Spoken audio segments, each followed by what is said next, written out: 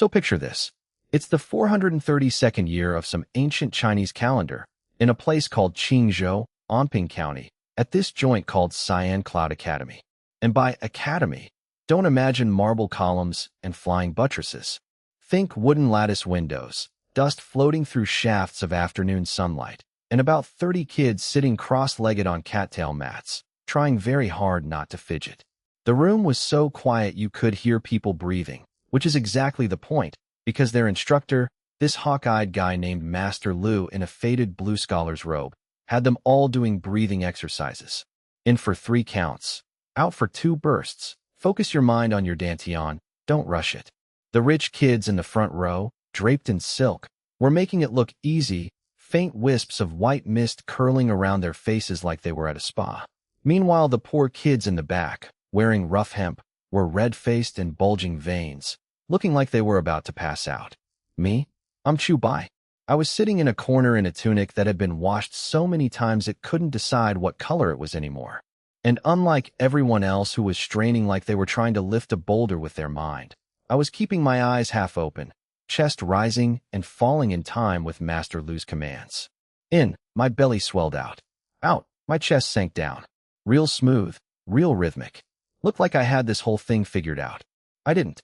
What I was doing was the small qi gathering technique, the most basic breathing exercise in the Tao Meng scripture, the standard issue cultivation manual from the Great Zhou Celestial Court.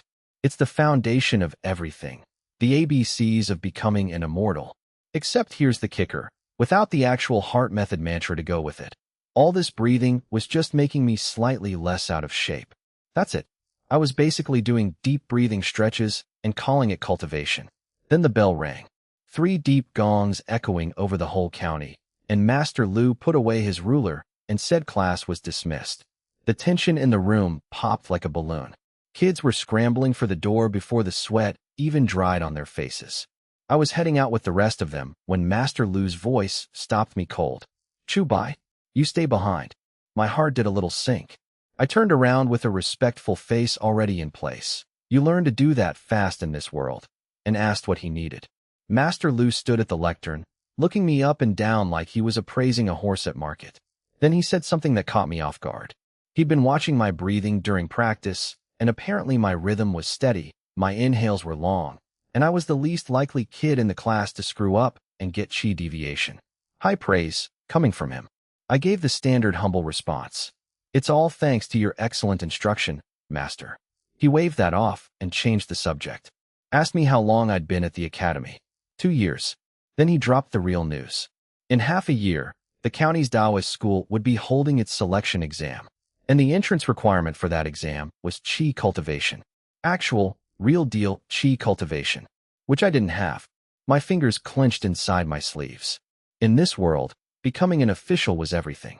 And the path to officialdom ran through the celestial examination, which started with a cultivation test, which required a Taoist record, which required getting into a Taoist school, which required already knowing how to cultivate qi. Classic catch-22, except the stakes were literally your entire future. Master Lu cut to the chase. I had good aptitude, but my family had no cultivation legacy. The generic breathing exercises at the academy could keep me busy for another 10 years, and I still wouldn't achieve qi sensitivity. But, and here it comes, he had one spot open in the academy's intersect study. 3 months of training. Complete heart method mantra for the small qi gathering technique, plus a bonus basic technique like the spiritual eye or light body skill. He guaranteed I'd hit the first layer of qi cultivation and get my ticket into the Taoist school. My heart was hammering. The complete mantra. The one key to unlocking the immortal gate. I asked the question I was afraid to ask. What's the tuition? Master Lu held up one withered finger, casual, as if he were naming the price of a bowl of noodles. 10 taels. The room went dead silent. Even the dust motes seemed to freeze. The hopeful look on my face curdled into a bitter smile, because 10 taels of silver in Anping County was enough to feed a family of 5 for 3 years. My family scraped together maybe 2 taels a year after taxes and every other levy, and that was with my father working himself half to death. 10 taels was 5 years of savings assuming we didn't eat, didn't drink, didn't breathe. Master Lu seemed used to that reaction. Didn't push. Just said it was a fair price given my aptitude, that other academies charged 12, and told me to go home and think about it. Then he added, real flat, real matter of fact. The path to immortality is long, and if you can't take this first step, in 100 years you'll be nothing but a pile of dirt.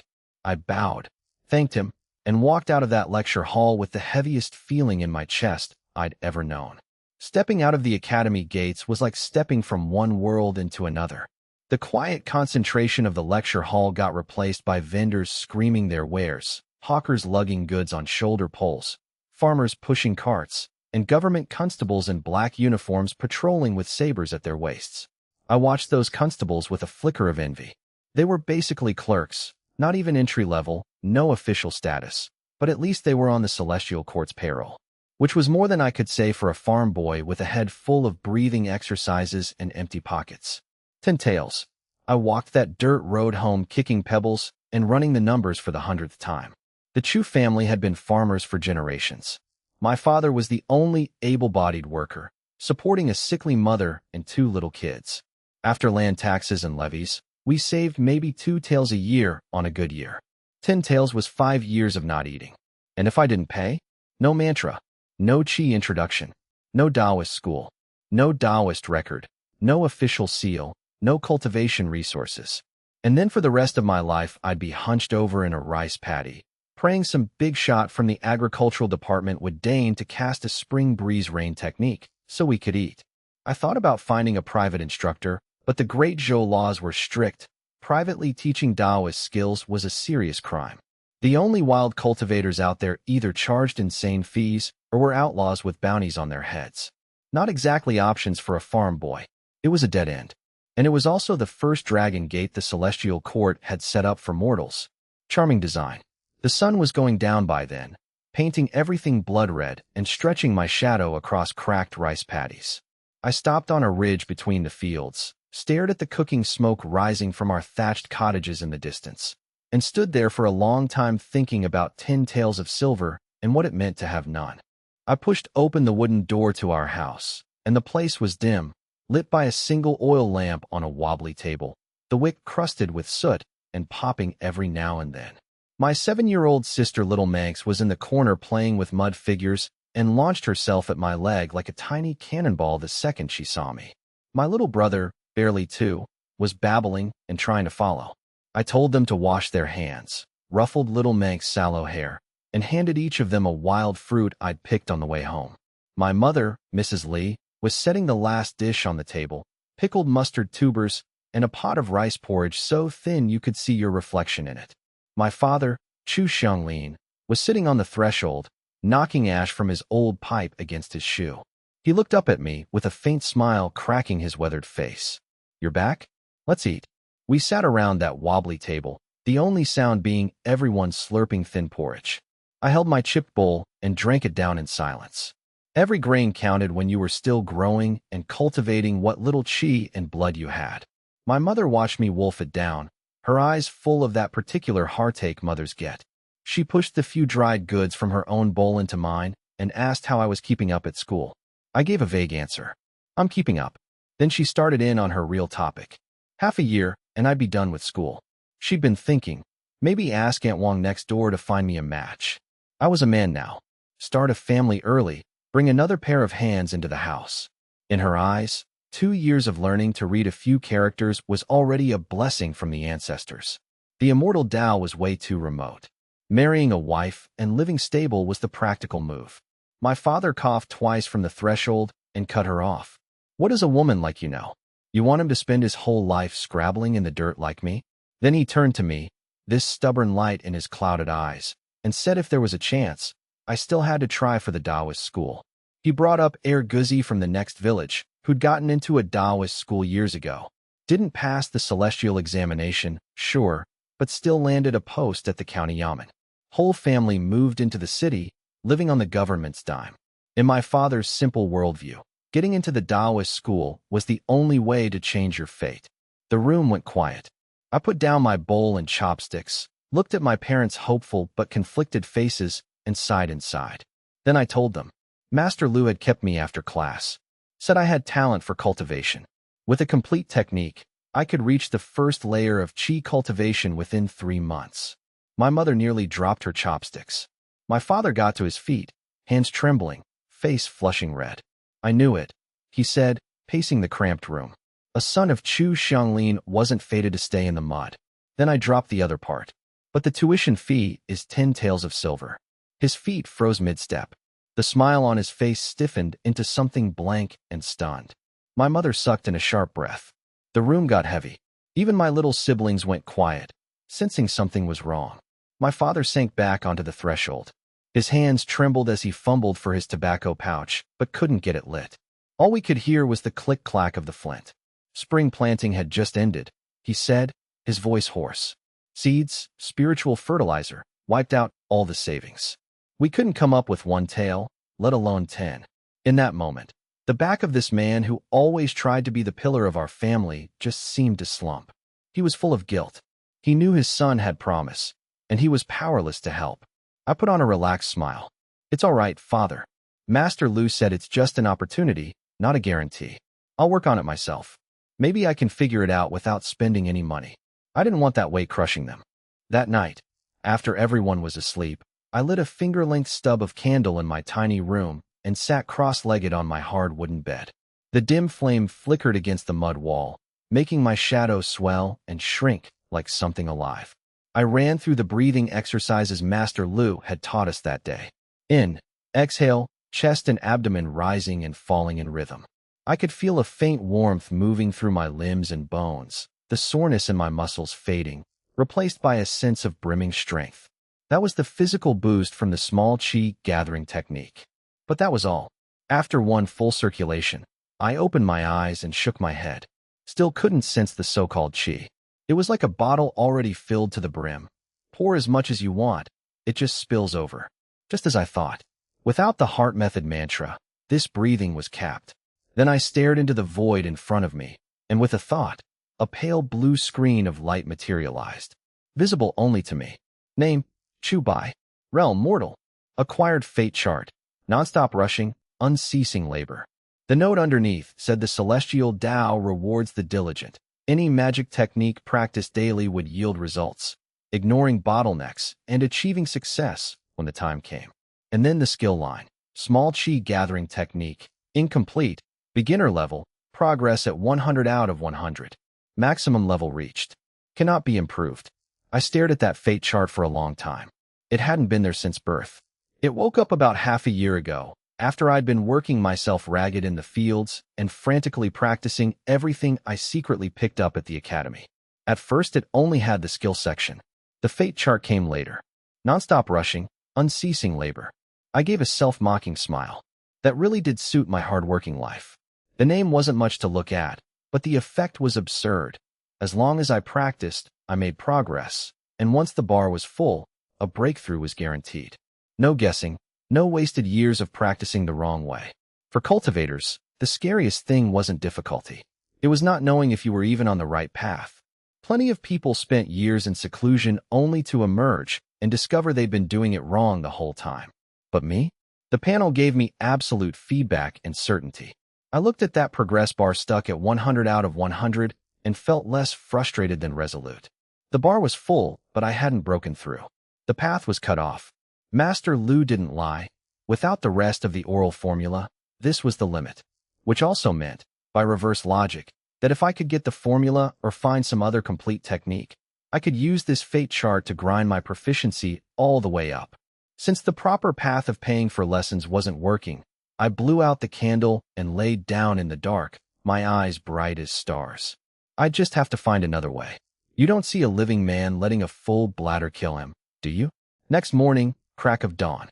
The eastern sky showed a sliver of light, air thick with that damp, earthy smell of early morning. The village roosters had barely crowed before I was up and dressed. I'd slept soundly, but right before drifting off, I'd heard hushed whispers from my parents' room through the rammed earth wall. Ever since I started the small qi gathering technique, my 5 senses had gotten sharper than a normal person's, even without true qi. I hadn't tried to eavesdrop, but I figured they were worrying about those 10 taels. I shook it off and headed to the courtyard to do morning chores. Chopped pig feed, mixed fodder, fed the 2 scrawny black pigs. rain or shine, every day. That was the unceasing labor in my fate chart at work. I felt uneasy if a day went by without working. Then I went to collect eggs from the chicken coop and stopped cold. The coop was emptier than it should be. One hen was missing. Our most prized hen, the old speckled one that laid the most eggs and was the biggest of the flock. I checked the fence, intact. No blood, no scattered feathers. No predator got in. Which meant my heart sank. Could my parents have taken it to sell? Once that thought surfaced, I couldn't push it down. Those chickens and the 2 pigs were the family's only valuable assets beyond the land. If they sold this egg-laying hen for the 10 taels, how would we get by? My younger siblings needed eggs for growth, and little Manx would be 7 next year. Academy fees would be another hefty expense. If my family fell into ruin because of my cultivation, what was the point? I dropped the basket and turned to find my parents. That's when the courtyard gate opened, and my mother walked in. Empty bamboo basket on her arm. Fine layer of sweat on her forehead despite the cold morning air. Pant cuffs stained with dew and mud. Cloth shoes soaked through. She'd walked a long way. I asked if that was our speckled hen. She dodged the question, wiped her brow, and pulled a patched dark blue cloth pouch from her tunic. Pressed it into my hand. It felt heavy and still carried her warmth. I didn't need to open it. Broken silver. For tails, she said softly, heading for the stove. She'd taken the speckled hen into the city before dawn. Gone to second uncle's house. My hand clenched around that pouch. Second uncle ran a cloth business, lived well, and let it make him arrogant and condescending. Looked down on poor relatives. Gave my mother the cold shoulder at New Year visits. She was a proud woman. She would never have gone to his house unless she had absolutely no other choice. The hen wasn't worth much, she said, back to me, ladling water to wash a pot. Gave it to second uncle's family so they'd have something different, and while she was there, borrowed a little silver. Added to the 6 taels we'd saved, that made exactly 10 taels for me. I stood there watching her slightly stooped back. She said it casually, but I could picture the whole thing. Before dawn, taking our most valuable hen, trudging miles into the city, putting on a smile at second uncle's door, swallowing her pride, begging for those 4 taels. I opened my mouth. Nothing came out. She turned, wiped her hands on her apron, gave me a weary but gentle smile. Told me to focus on my studies. Second uncle lent it. He can be nasty with words, but helping out this time was a huge favor. We had to remember the debt. If I made something of myself, I had to repay the money and prepare a generous gift to thank him properly. I took a deep breath. That pouch felt as heavy as a mountain, searing my palm. Last night, I'd been thinking of finding a way to do this without spending money. Now my parents had cut off any path of retreat. I tucked the pouch into the pocket closest to my chest. When I looked up, all hesitation was gone from my eyes. I told her not to worry. These 10 taels wouldn't be wasted. At the academy, when the bell rang and the other students poured out of the outer sect lecture hall, I stayed seated. I reached into my robe and pressed gently on that cloth pouch through my coarse garments. My family's blood and sweat. My ticket to knock on the immortal gate. After most of them had left, I walked up to Master Lu. He was packing his materials, looked up at me like he'd been expecting this. Asked if I'd decided. I said I had. I'd gathered the fee. I implored him for the introduction. He gave me a nod with a flicker of admiration in his eyes and led me not toward the main gate, but toward a stone door behind the lecture hall that was normally kept shut. Passing through it was like stepping into another world. The noise outside vanished. A serene garden with trickling water over rockeries, ancient trees towering overhead, air so fresh it lifted the spirits. Master Lu explained as we walked. The outer sect cost 365 won a year, a grace from the court, taught literacy and reason. The inner sect taught the true path to advancement. We arrived at a small courtyard called Comhart Hall. Inside, a middle-aged Taoist in cyan robes sat cross-legged under a tree, meditating. A cup of clear tea steamed on a small table beside him. The man looked ordinary, but one glance sent a chill through me. His breathing was so slow and steady he'd practically merged with his surroundings. Master Lu introduced him as Taoist Zhang, a cultivation instructor from the county Taoist school, hired to personally instruct inner sect disciples. I bowed low. Student Chu by greets Master Zhang. Taoist Zhang opened his eyes, gaze gentle as jade but piercing. Scammy head to toe. Acceptable constitution, he said. Looks like someone who can endure hardship. I presented the patched cloth pouch with both hands. My tuition fee. He took it casually, set it on the table without even checking. Master Lu chimed in about the bond being formed, told me not to forget the debt. I said I wouldn't. Induction done, Master Lu left. Taoist Zhang pointed to cushions and laid out the rules. Every day after outer sect dismissal, I could come practice for 1 double hour. He'd teach the heart method and offer guidance. How much I grasped was up to me. That's when I noticed I wasn't alone. Under the shade on the other side, 3 other youths sat cross-legged. One lavishly dressed with a jade pendant. Li Jinyuan, landlord's son. One cold-faced and starched simple clothes. Gu Qinghe. The last had a clever look and was sizing me up with curiosity. Wang Xiaolu. Taoist Zhang said the inner sect only accepted students with exceptional talent and temperament. Since we'd all practiced the small qi gathering technique to its bottleneck and paid the high price to continue, he presumed we were prepared to endure hardship. I nodded silently, found an empty cushion, and sat down. Taoist Zhang got down to business. The small qi gathering technique had dynamic and static skills. The breathing they taught in the outer sect was the dynamic part, mainly for body refinement. Today he'd teach the static skills heart method, the energy-introducing technique. Qi was the essence of heaven and earth. To achieve qi introduction, I had to open the mysterious pass and focus my mind on my dantian. He started chanting the incantation, and as the words reached my ears, all the parts of the technique that had been obscure and incomprehensible suddenly clicked into place. It was like a key fitting perfectly into a lock on a great sealed door inside me. Form the hand seal, focus your spirit, calm your qi, follow my guidance. I didn't dare let my mind wander. Formed the seal, changed my breathing pattern. This time felt completely different. If the old breathing technique was like grinding an empty millstone, now there was finally grain to grind. As the heart method circulated, I slipped into a deep state. In a trance, I sensed the air around me wasn't empty anymore. It was filled with innumerable microscopic points of light. Spiritual qi, guided by the chant, a wisp of cool energy, faint as a hair, drilled into my body through my pores with a deep, refreshing comfort. It traveled slowly through my meridians and gathered in my dantian qi si. Then an imperceptible hum resonated in my mind. Qi sensitivity. I was shaken to my core. The thrill of finally touching the threshold of the supernatural nearly broke my concentration, but I gritted my teeth, steadied my mind, and greedily absorbed every wisp of that hard-won spiritual qi. When I finally opened my eyes, I felt utterly refreshed. Hearing sharper, vision clearer. Even the fallen leaves in the courtyard looked more distinct. I summoned my panel. The pale blue screen had transformed. Small qi gathering technique. Skilled, progress 1 out of 200. That limit reached, notification was gone. In its place, a brand new progress bar. I let out a long breath, corners of my mouth curving into a smile I couldn't suppress. The path was open. As long as I wasn't restricted by the technique anymore, with my fate chart, there would be no more bottlenecks.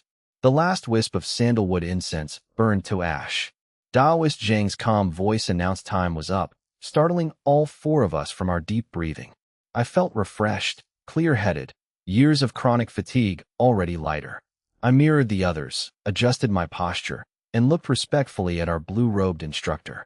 Taoist Zhang stood and began checking each student's progress. Li Jinyuan first, impetuous and flighty. Breathing had gone ragged 3 times in the last quarter hour. Troubled by distracting thoughts, Li Jinyuan blushed and mumbled something about trivial family matters. Taoist Zhang gave a noncommittal nod.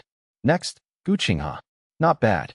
Qi sensitivity had stabilized, faint current of qi around him. A few more days, and he might capture his first thread of spiritual qi. Gu Qinghe pressed his lips together, saluted, said nothing. Typical. I listened from the side, forming impressions. Li Jinyuan was the youngest son of landlord Li, a rich kid here more to boost family prestige than actually pursue cultivation. Gu Qinghe was also from a humble family, joined the inner sect over a month before me, making the fastest progress. Then Wang Xiaolu. Half a month in the inner sect, and still no qi sensitivity. His aptitude required much more refinement. Wang Xiaoyu's face fell hard. Finally, Taoist Zhang turned to me. First day? Seemingly wanting to make an example for the slow-witted Wang Xiaolu, he asked me to perform one cycle of the small qi gathering technique with the heart method. No need to be nervous. I took a deep breath, closed my eyes. The world went silent. Aided by my fate chart, I slipped into meditation instantly, no difficulty at all. My breathing fell into a rhythm that aligned with some profound principle. Neither rushed nor sluggish, every breath perfect. My hands formed the seal, mind sunk into my dantian. The energy introduction incantation flowing through my consciousness like I'd practiced it 1,000 times. Li Jinyuan let out a soft sound of surprise. With every breath I took, dust motes in calm heart hall began circling around me, caught in an invisible pull. Faint, but unmistakable. I was drawing in the surrounding qi. Guqinghe's eyes snapped open. He stared at my face, fingers tightening on his knees. It had taken him 20 full days of tedious meditation to barely achieve that kind of pull. Even Taoist Zhang's eyes flickered with surprise. He'd taught many students. Even decent ones fumbled on their first attempt, messing up the incantation, botching the breathing. My execution was smooth as flowing water. If he hadn't known I'd just paid my tuition that day, he'd have assumed I'd been practicing for 6 months. He waited until I completed a full small circulation, then nodded. Stop now. I ceased cultivation, opened my eyes. Asked if I'd made any mistakes. None. The way he looked at me now held a new gravity. I wasn't just some farm boy filling a quota anymore. He turned to all 4 students and said since I'd achieved qi sensitivity, he'd elaborate further today. Everyone perked up. Even Wang Xiaolu. Taoist Zhang held up a single finger with a faint light at the tip. Mortal martial arts trained flesh and bone. We who walked the path of cultivation trained with innate spiritual energy. Achieving qi sensitivity just meant I could perceive spiritual qi, like pushing open a door crack. At this stage, the qi merely passed through my body. Like a draft, it came and went. The next step was transforming passive perception into active interception. And then he laid out a very specific benchmark. A person of average aptitude, upon first achieving qi sensitivity, could after 3 days of hard practice capture 1 thread of spiritual qi and store it in their dantian without it dissipating. 1 thread every 3 days. I committed it to memory. He confirmed it. Spiritual qi was formless and hard to measure, so the ancient sages devised the thread as a unit. Accumulate 100 threads, and they condensed into 1 strand. That single strand was the first great hurdle. Only by possessing a complete strand could I activate the most basic talismans and cast the simplest magic techniques, spiritual eye, light body, that sort of thing. Only then would I truly be in the qi cultivation first layer, qualified to test for a Taoist record at the Taoist school. I started calculating. 1 thread every 3 days, 100 threads to make a strand. That was 300 days, almost a whole year. And the Taoist school entrance exam was at most 6 months away. No wonder Master Lu described it as an army trying to cross a single plank bridge. Without talent or resources, just grinding slowly, most people wouldn't even make it to the starting line. Taoist Zhang softened his tone. That wasn't absolute. Nature's spiritual energy had different attributes. Find a place that resonated with your affinity, and you'd get twice the results. East Seashore had abundant water element qi. Cultivators who gathered a strand of it had vast, enduring reserves, great for drawn-out fights. Southern Border Volcano had volatile fire element, immense power. Here in Anping County, within the Great Zhou's Plain Array, the qi was filtered by the law net, neutral and placid. No special properties, but the most stable kind, hard to suffer deviation from. Perfect for building a foundation. He glanced at the sky and dismissed us. Don't bite off more than you could chew. When we went back, don't slack off. Cultivation was like rowing a boat upstream. Don't move forward, you fall behind. We bowed.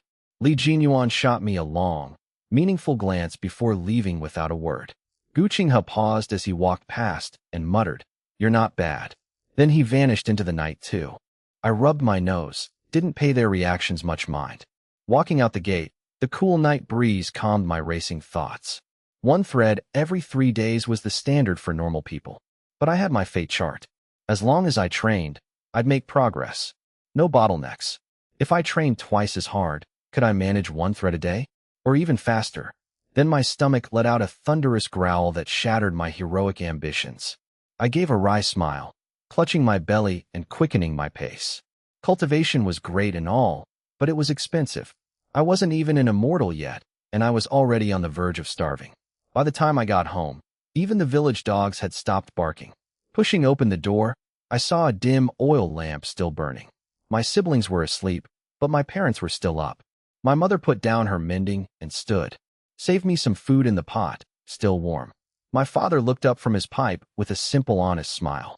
I noticed his trouser legs covered in dried mud. He'd spent the whole day in the fields without a break. I sat down. My mother brought out a large bowl of coarse rice, stir-fried greens, and even a few pieces of pork crackling the size of fingernails. She asked how the intersect went. Was Taoist Zhang strict? Everything's fine, I said, shoveling food in. Master Zhang didn't talk much, but what he taught was the real deal. I could understand it and keep up. She smiled, wrinkles smoothing out. My father tapped out his pipe and said in a low voice that I shouldn't put too much pressure on myself. They'd talked it over. Just do my best. The 10 taels were spent, that was that. The family wouldn't fall apart over a bit of money. Then, a little awkwardly, he said if I didn't pass the Taoist school exam, don't lose heart. He'd heard from old Wang that you didn't have to be from a Taoist school to take the celestial examination in the future. Could practice at home a couple more years. Take it slow. I knew he was trying to comfort me, afraid I'd crack under pressure. But I also knew it was wishful thinking from a poor family.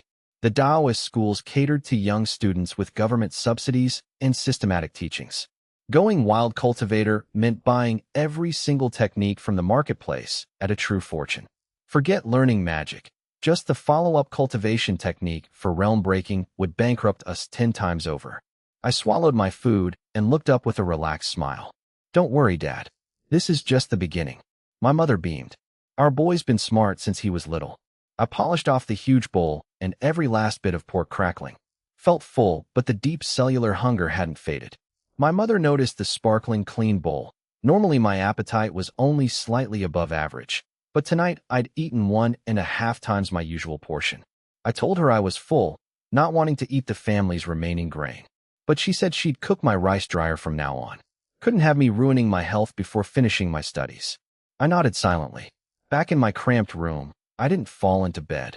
I sat cross-legged on the hard plank bed, quieted my mind, and assumed the cultivation posture.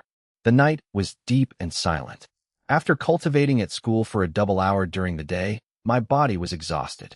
The weakness from refining essence and transforming qi made me want nothing more than to sleep. A normal person forcing themselves at this point would scatter their mind, maybe even suffer qi deviation. But I had my panel. That one line, non-stop rushing, unceasing labor, solidified my drowsy will like magic. As long as I practiced, I'd make progress. Since my fate chart granted unceasing labor, I'd see just where this body's limits truly lay. The familiar rhythm began. Gritting my teeth against the aching soreness in my meridians, I guided the faint sensation of qi through my body, over and over. Once, twice, 5 times. Fine beads of sweat formed on my forehead and trickled down. Extreme fatigue. But I didn't stop. Every breath was like squeezing out my body's potential, drawing every last wisp of essence qi from the coarse food I'd eaten and converting it into faint spiritual power. At some point, a dull ache throbbed in my head, and my body screamed that continuing would cause harm. I stopped, let out a long, turbid breath. Felt like my skeleton was about to collapse. Couldn't lift a finger, but I summoned the panel immediately. Small qi gathering technique. Skilled, 2 out of 200. A genuine smile spread across my pale, weary face. It really went up. Just 1 point. Still far from the 3 days of 1 thread standard, but I ground it out while utterly exhausted with no spiritual food to replenish. That single point meant I'd stabilized my qi sensitivity and taken a solid step toward retaining spiritual qi. Then I couldn't hold on anymore. I tilted sideways and fell stiffly onto the bed. The instant my head hit the pillow, drowsiness washed over me like a tide. That night, I slept profoundly. 7 days passed like the blink of an eye. At the academy, the gap between students had become visibly apparent. In a corner of the outer sect lecture hall, I was particularly eye-catching. Eyes half closed, chest rising and falling methodically, each breath accompanied by a subtle whisper of wind. Calm, composed, steady as a rock. After a week of nearly masochistic training with the complete heart method, my progress had left everyone else in the dust. No external resources needed. Master Lu set down his ruler with a flicker of satisfaction. Today we wouldn't practice the breathing technique.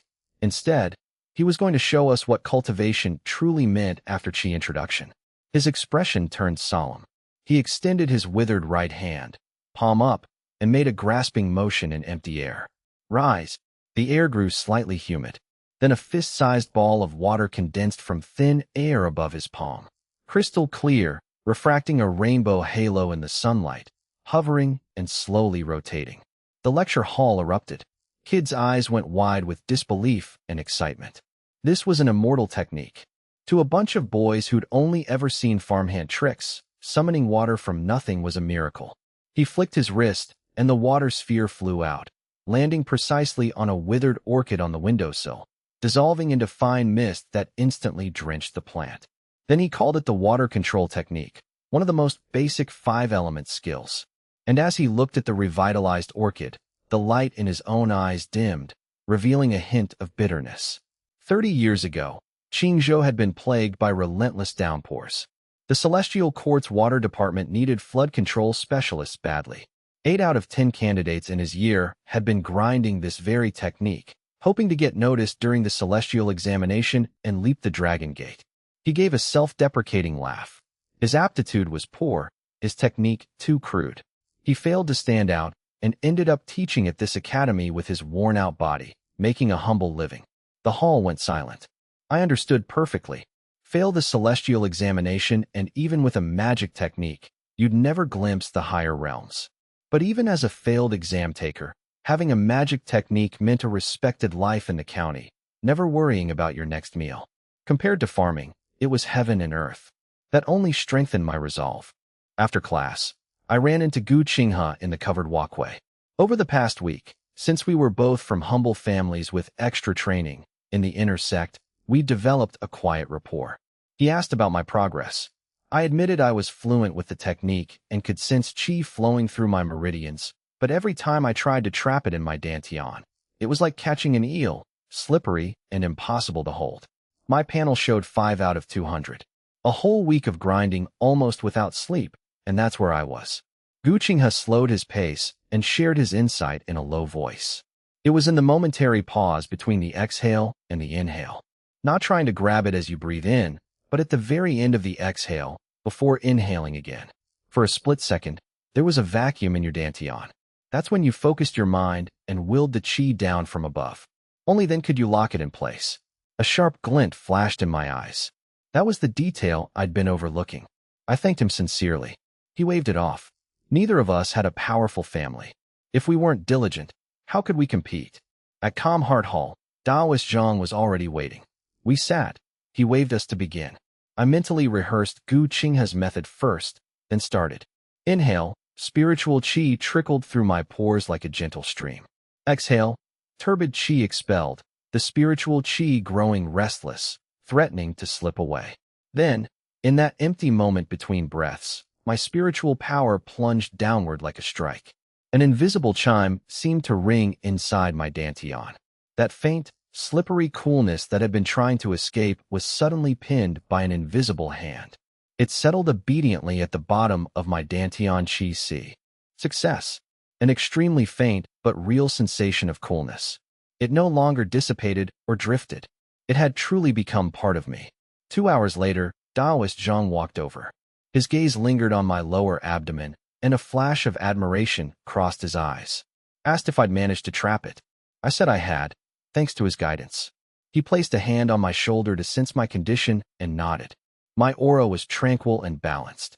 This was attributeless qi, called pure qi, born of heaven and earth within the great Zhou's borders, where the law net purged evil qi.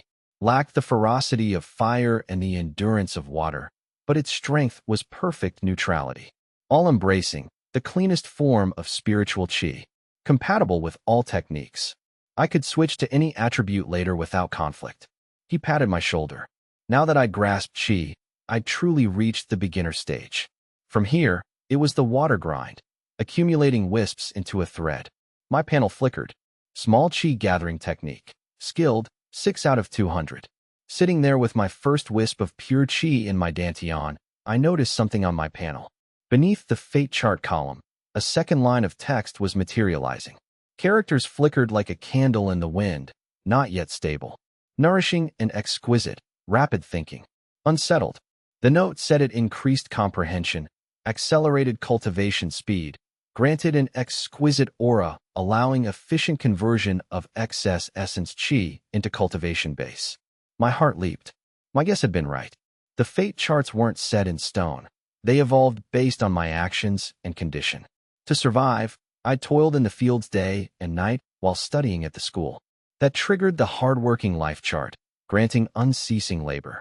Now, as a student who'd not only been diligent but captured spiritual chi in just 7 days, demonstrating talent beyond ordinary, a new chart was forming. In astrology terms, this corresponded to an outpouring of brilliance, more efficiently converting consumed energy and knowledge into cultivation base. Unceasing labor guaranteed no bottlenecks. This new one was like adding an engine to that cart. Once it settled, my cultivation efficiency would jump to another level. Even with scarce resources, I could rely on the high conversion rate to catch up to rich kids downing pills. Taoist Zhang's voice cut in. A wisp of chi in 7 days. Despite having the intersect heart method and no spiritual food or materials to support me, achieving this through pure hard work in 7 days was truly remarkable. Top-tier candidate level, even by previous year's standards. Guching spoke up too. Frankly admitted it had taken him nearly half a month to capture his first wisp. My aptitude was greater than his. His honesty actually made me see him in a higher light. I told him without his breathing guidance, I'd have struggled for days more. Even Wang Xiaolu looked at me differently now, less casual, more awe and envy. In a world where strength was paramount, the moment you displayed potential, you weren't just a fellow student anymore. You were a fellow Taoist worth investing in. Class dismissed. Taoist Zhang told me not to get complacent. This first wisp was the most delicate. Nurture it well. After class, everyone filed out into the night. I was heading out of the city when a gentle voice called from behind. Brother Chu, please wait. Li Jinyuan came hurrying over. Had dismissed his servants, just a young page with a lantern trailing far behind. Said he admired my achievement. It was getting late. Our paths aligned. Why not walk together so he could ask about cultivation? Our paths aligned. I saw through it instantly. The Li mansion was in the prosperous West District. My home was 10 li away in the opposite direction. How could our paths align? The rich young master wanted to befriend me, but didn't want to seem obvious about it. I didn't expose the lie or fawn, just smiled. Since our paths align, I'd be glad for the company. He was surprised, then his smile deepened. We walked under the moonlit flagstones. He never mentioned his family or wealth. Instead, with great tact, he shared cultivation world tidbits. The chief examiner for this year's selection was the notoriously strict iron-faced magistrate Zhao, who valued practical combat and temperament. 100 Herbs Hall in the south had new spirit rice in. Just mention his name for a 20% discount. Every sentence packed with valuable information that someone isolated at the bottom of society like me would normally never access. I didn't say much, but when I spoke, I hit the key points. Neither ignorant nor prying. At the fork in the road, left to the wealthy inner city, right to the wilderness, I stopped. Even if you escort a friend 1,000 li, you must part. This was where our aligned paths ended. I gave him a knowing half-smile. He laughed, not embarrassed at all. Said he'd enjoyed the conversation so much he didn't realize we'd walked so far. See me at the Taoist school tomorrow. Walking home alone, I was in a good mood. This was the benefit of strength. It broke down class barriers, let people from different worlds connect. I felt the new fate chart flickering in my mind, seeming to stabilize a bit more. I needed to solidify it as soon as possible. When I got home, the house was silent. Several bowls overturned on the table covering a still warm meal. Parents already asleep. I'd insisted they stop waiting up for me since they had to be in the fields at dawn. I lifted the bowls. Brown rice piled high, stir-fried pickled vegetables with dried bamboo shoots. For the Chu family, a lavish feast. The hunger roaring in my belly left no room for manners. I wolfed it down. But as the food went down, the deep hollow feeling inside wasn't satisfied. Still not enough. My cells were still screaming for energy. The nourishing and exquisite fate chart was powerful. It efficiently converted ingested energy into cultivation potential, but it came with a huge side effect. Massive increase in consumption. Ordinary grains were full of impurities with little spiritual qi. No matter how much I ate, it couldn't fill the enormous deficit from cultivation. I needed meat every meal, or at least spirit rice and spiritual cuisine. For the current Chu family, that was a pipe dream. If I kept cultivating while constantly hungry, my progress would slow, maybe even deplete my qi and blood, damaging my foundation. I tapped my fingers on the table. Get money? I had qi sensitivity but hadn't reached the first layer. No magic, no talismans, couldn't even be a bouncer. The only way out was to race against time. The intersect tuition only covered 3 months. After that, if I hadn't broken through and wanted to continue, another 10 tails. I couldn't come up with that even selling my entire family. So I had to break through within 3 months. Once I was a true qi cultivation cultivator, even just the first layer, I could take on simple jobs, exorcisms, talisman drawing, even apply as a temporary government clerk. Making money would be much easier then. 1 wisp gained in 7 days was just the beginning. With my panel, even with poor food, if I ground hard enough, I could increase the speed. If I managed 1 wisp a day, I could form my qi in 100 days. Next afternoon at the academy, I was deep in breathing exercises when Master Lu's voice rang out at the entrance. Chubai, someone's here to see you. I opened my eyes in surprise. I was a loner at the academy. Besides the occasional word with Gu Qinghe, I had basically no social life. Who would be looking for me?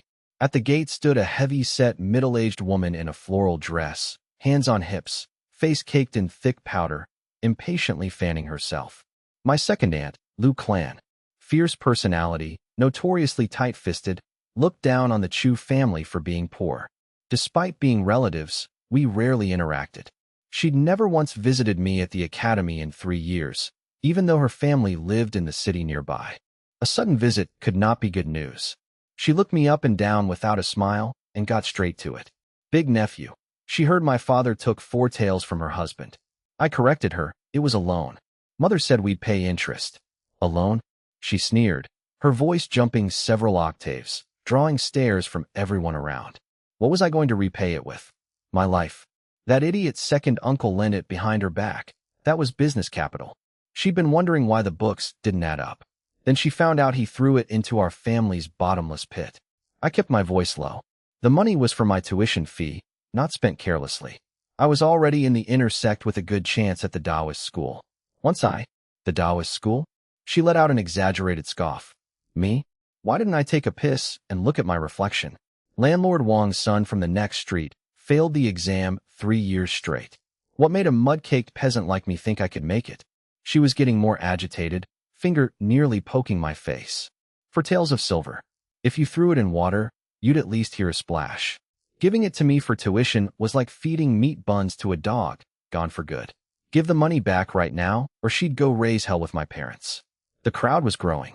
Wealthy students pointing at me, faces full of mockery, enjoying the show. I stood there, fists clenched so tight my nails dug into my palms. But I didn't explode.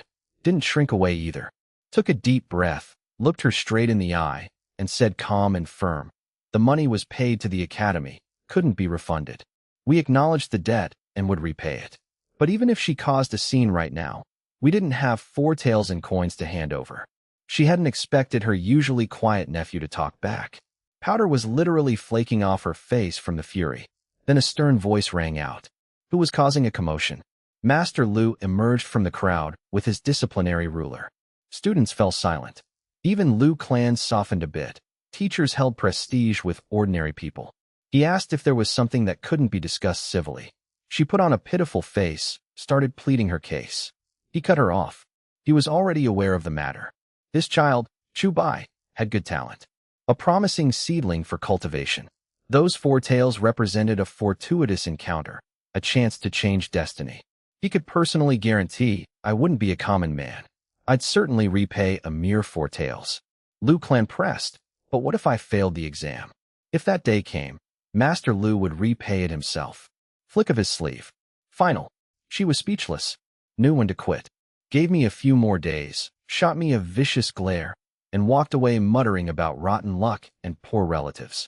The crowd dispersed. I bowed deeply to Master Lu. He sighed. Don't let it bother me. That's just how the world was, cold and cynical. Then he said my family's situation was difficult. On the path of cultivation, the four pillars were wealth, companions, skill, and location. Wealth came first. He'd mention my situation to Taoist Zhang and see if he could find me a work-study job in the city. Even grinding herbs at an apothecary could earn cultivation resources. My head snapped up. That was exactly what I needed most. Back in the lecture hall, classmates looked at me with varied expressions, some sympathetic, others scornful. I paid them no mind. Walked to my cushion, sat down, closed my eyes. 3 breaths later, my breathing steadied and the airflow around me began circulating in rhythm. Heart like still water, not a single ripple. After the lecture, Li Jinyuan and Wang Xiaolu left first, leaving just Gu Qinghe and me to tidy up the meditation cushions. Then Taoist Zhang's voice stopped us. Stay for a moment. We stepped forward respectfully. He'd been sitting cross-legged under the tree with his eyes closed. Now he opened them, his gaze sweeping over our washed-out clothes and slightly gaunt cheeks. Master Lu's words still echoed in his ears, apparently. These two were the most talented prospects in this batch, and it would be a shame if cultivation got held back by worldly affairs. He got straight to the point. Master Lu had told him about our family situations. 4 essentials to cultivation: wealth, companionship, techniques, and location. Wealth came first, and that wasn't an empty saying. If we couldn't eat our fill, we wouldn't be cultivating immortality for long. Gu Qinghe and I exchanged a glance. I admitted it frankly. Yes, short on silver. Nothing to hide from Taoist Zhang. Gu Qinghe nodded. He'd considered an apothecary apprenticeship, but they turned him down for being too young. The only jobs available were hard labor, hauling sacks. Taoist Zhang happened to have something suitable.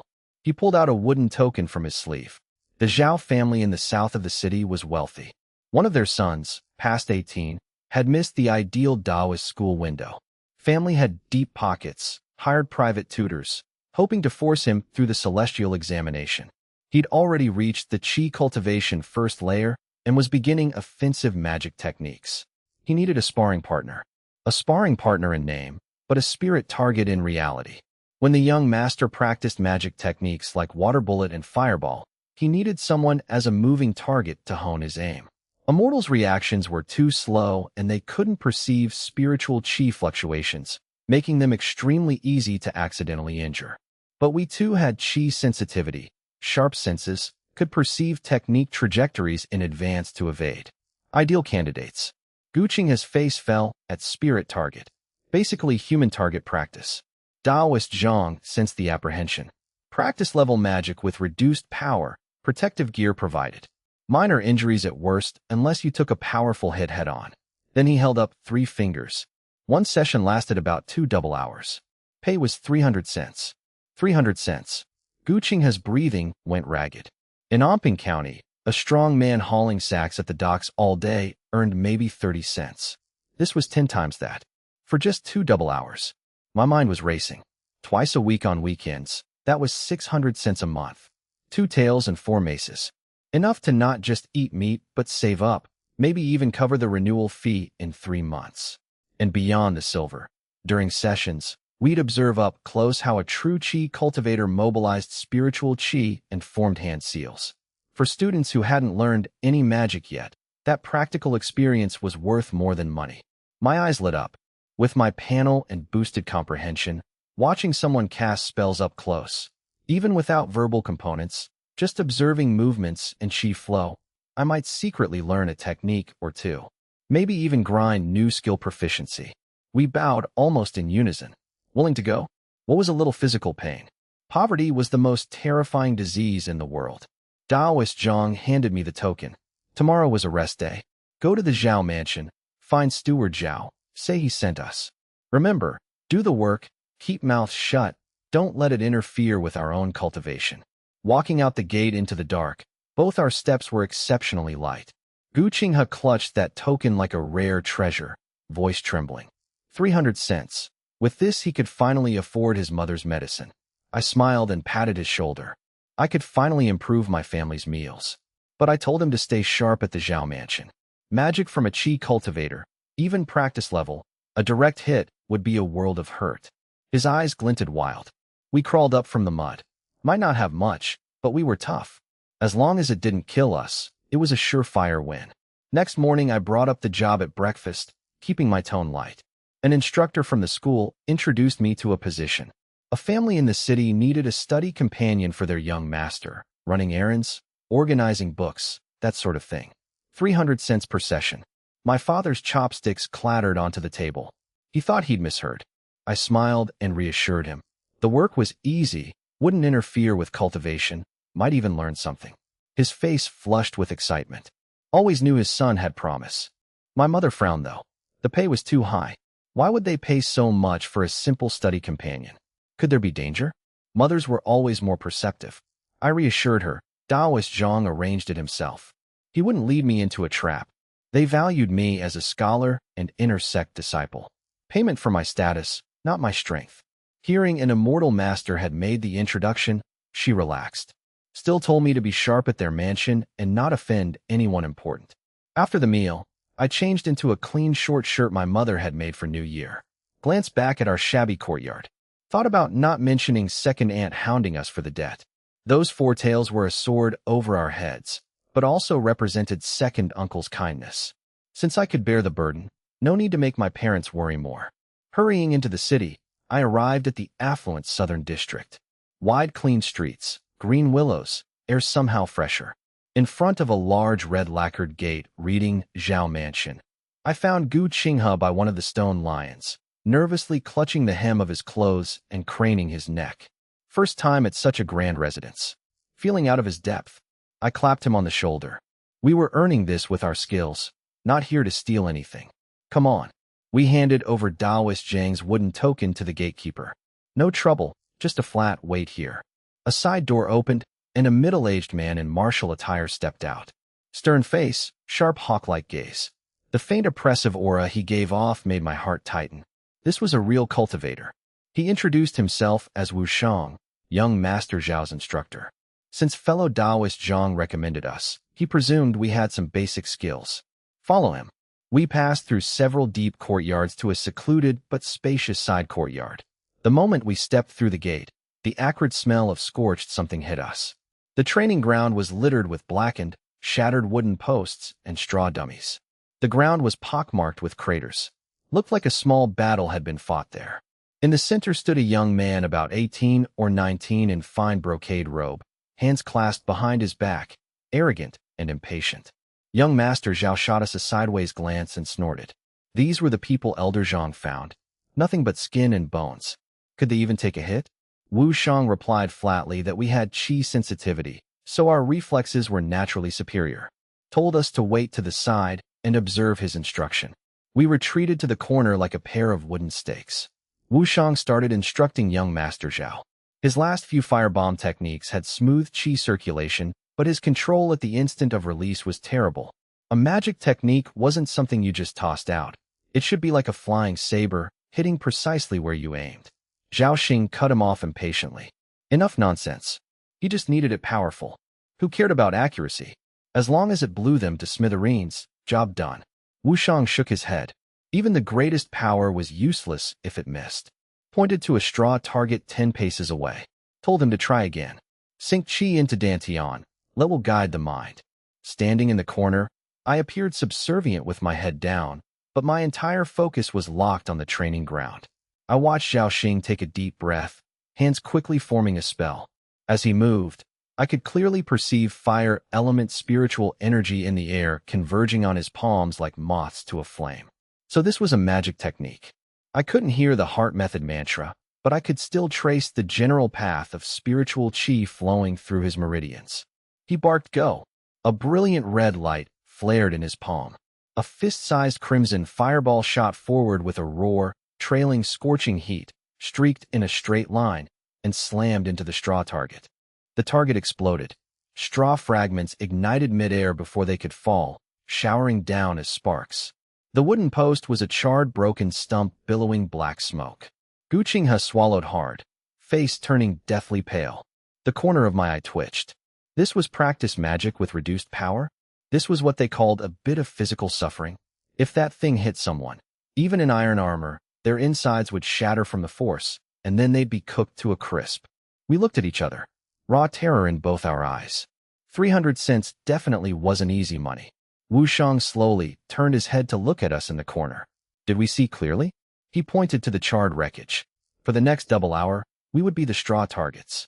We were rooted to the spot. 300 cents was tempting, but you had to be alive to spend it. One blast from that firebomb, even if it didn't kill you, would take off a layer of skin. Wu Shang snorted.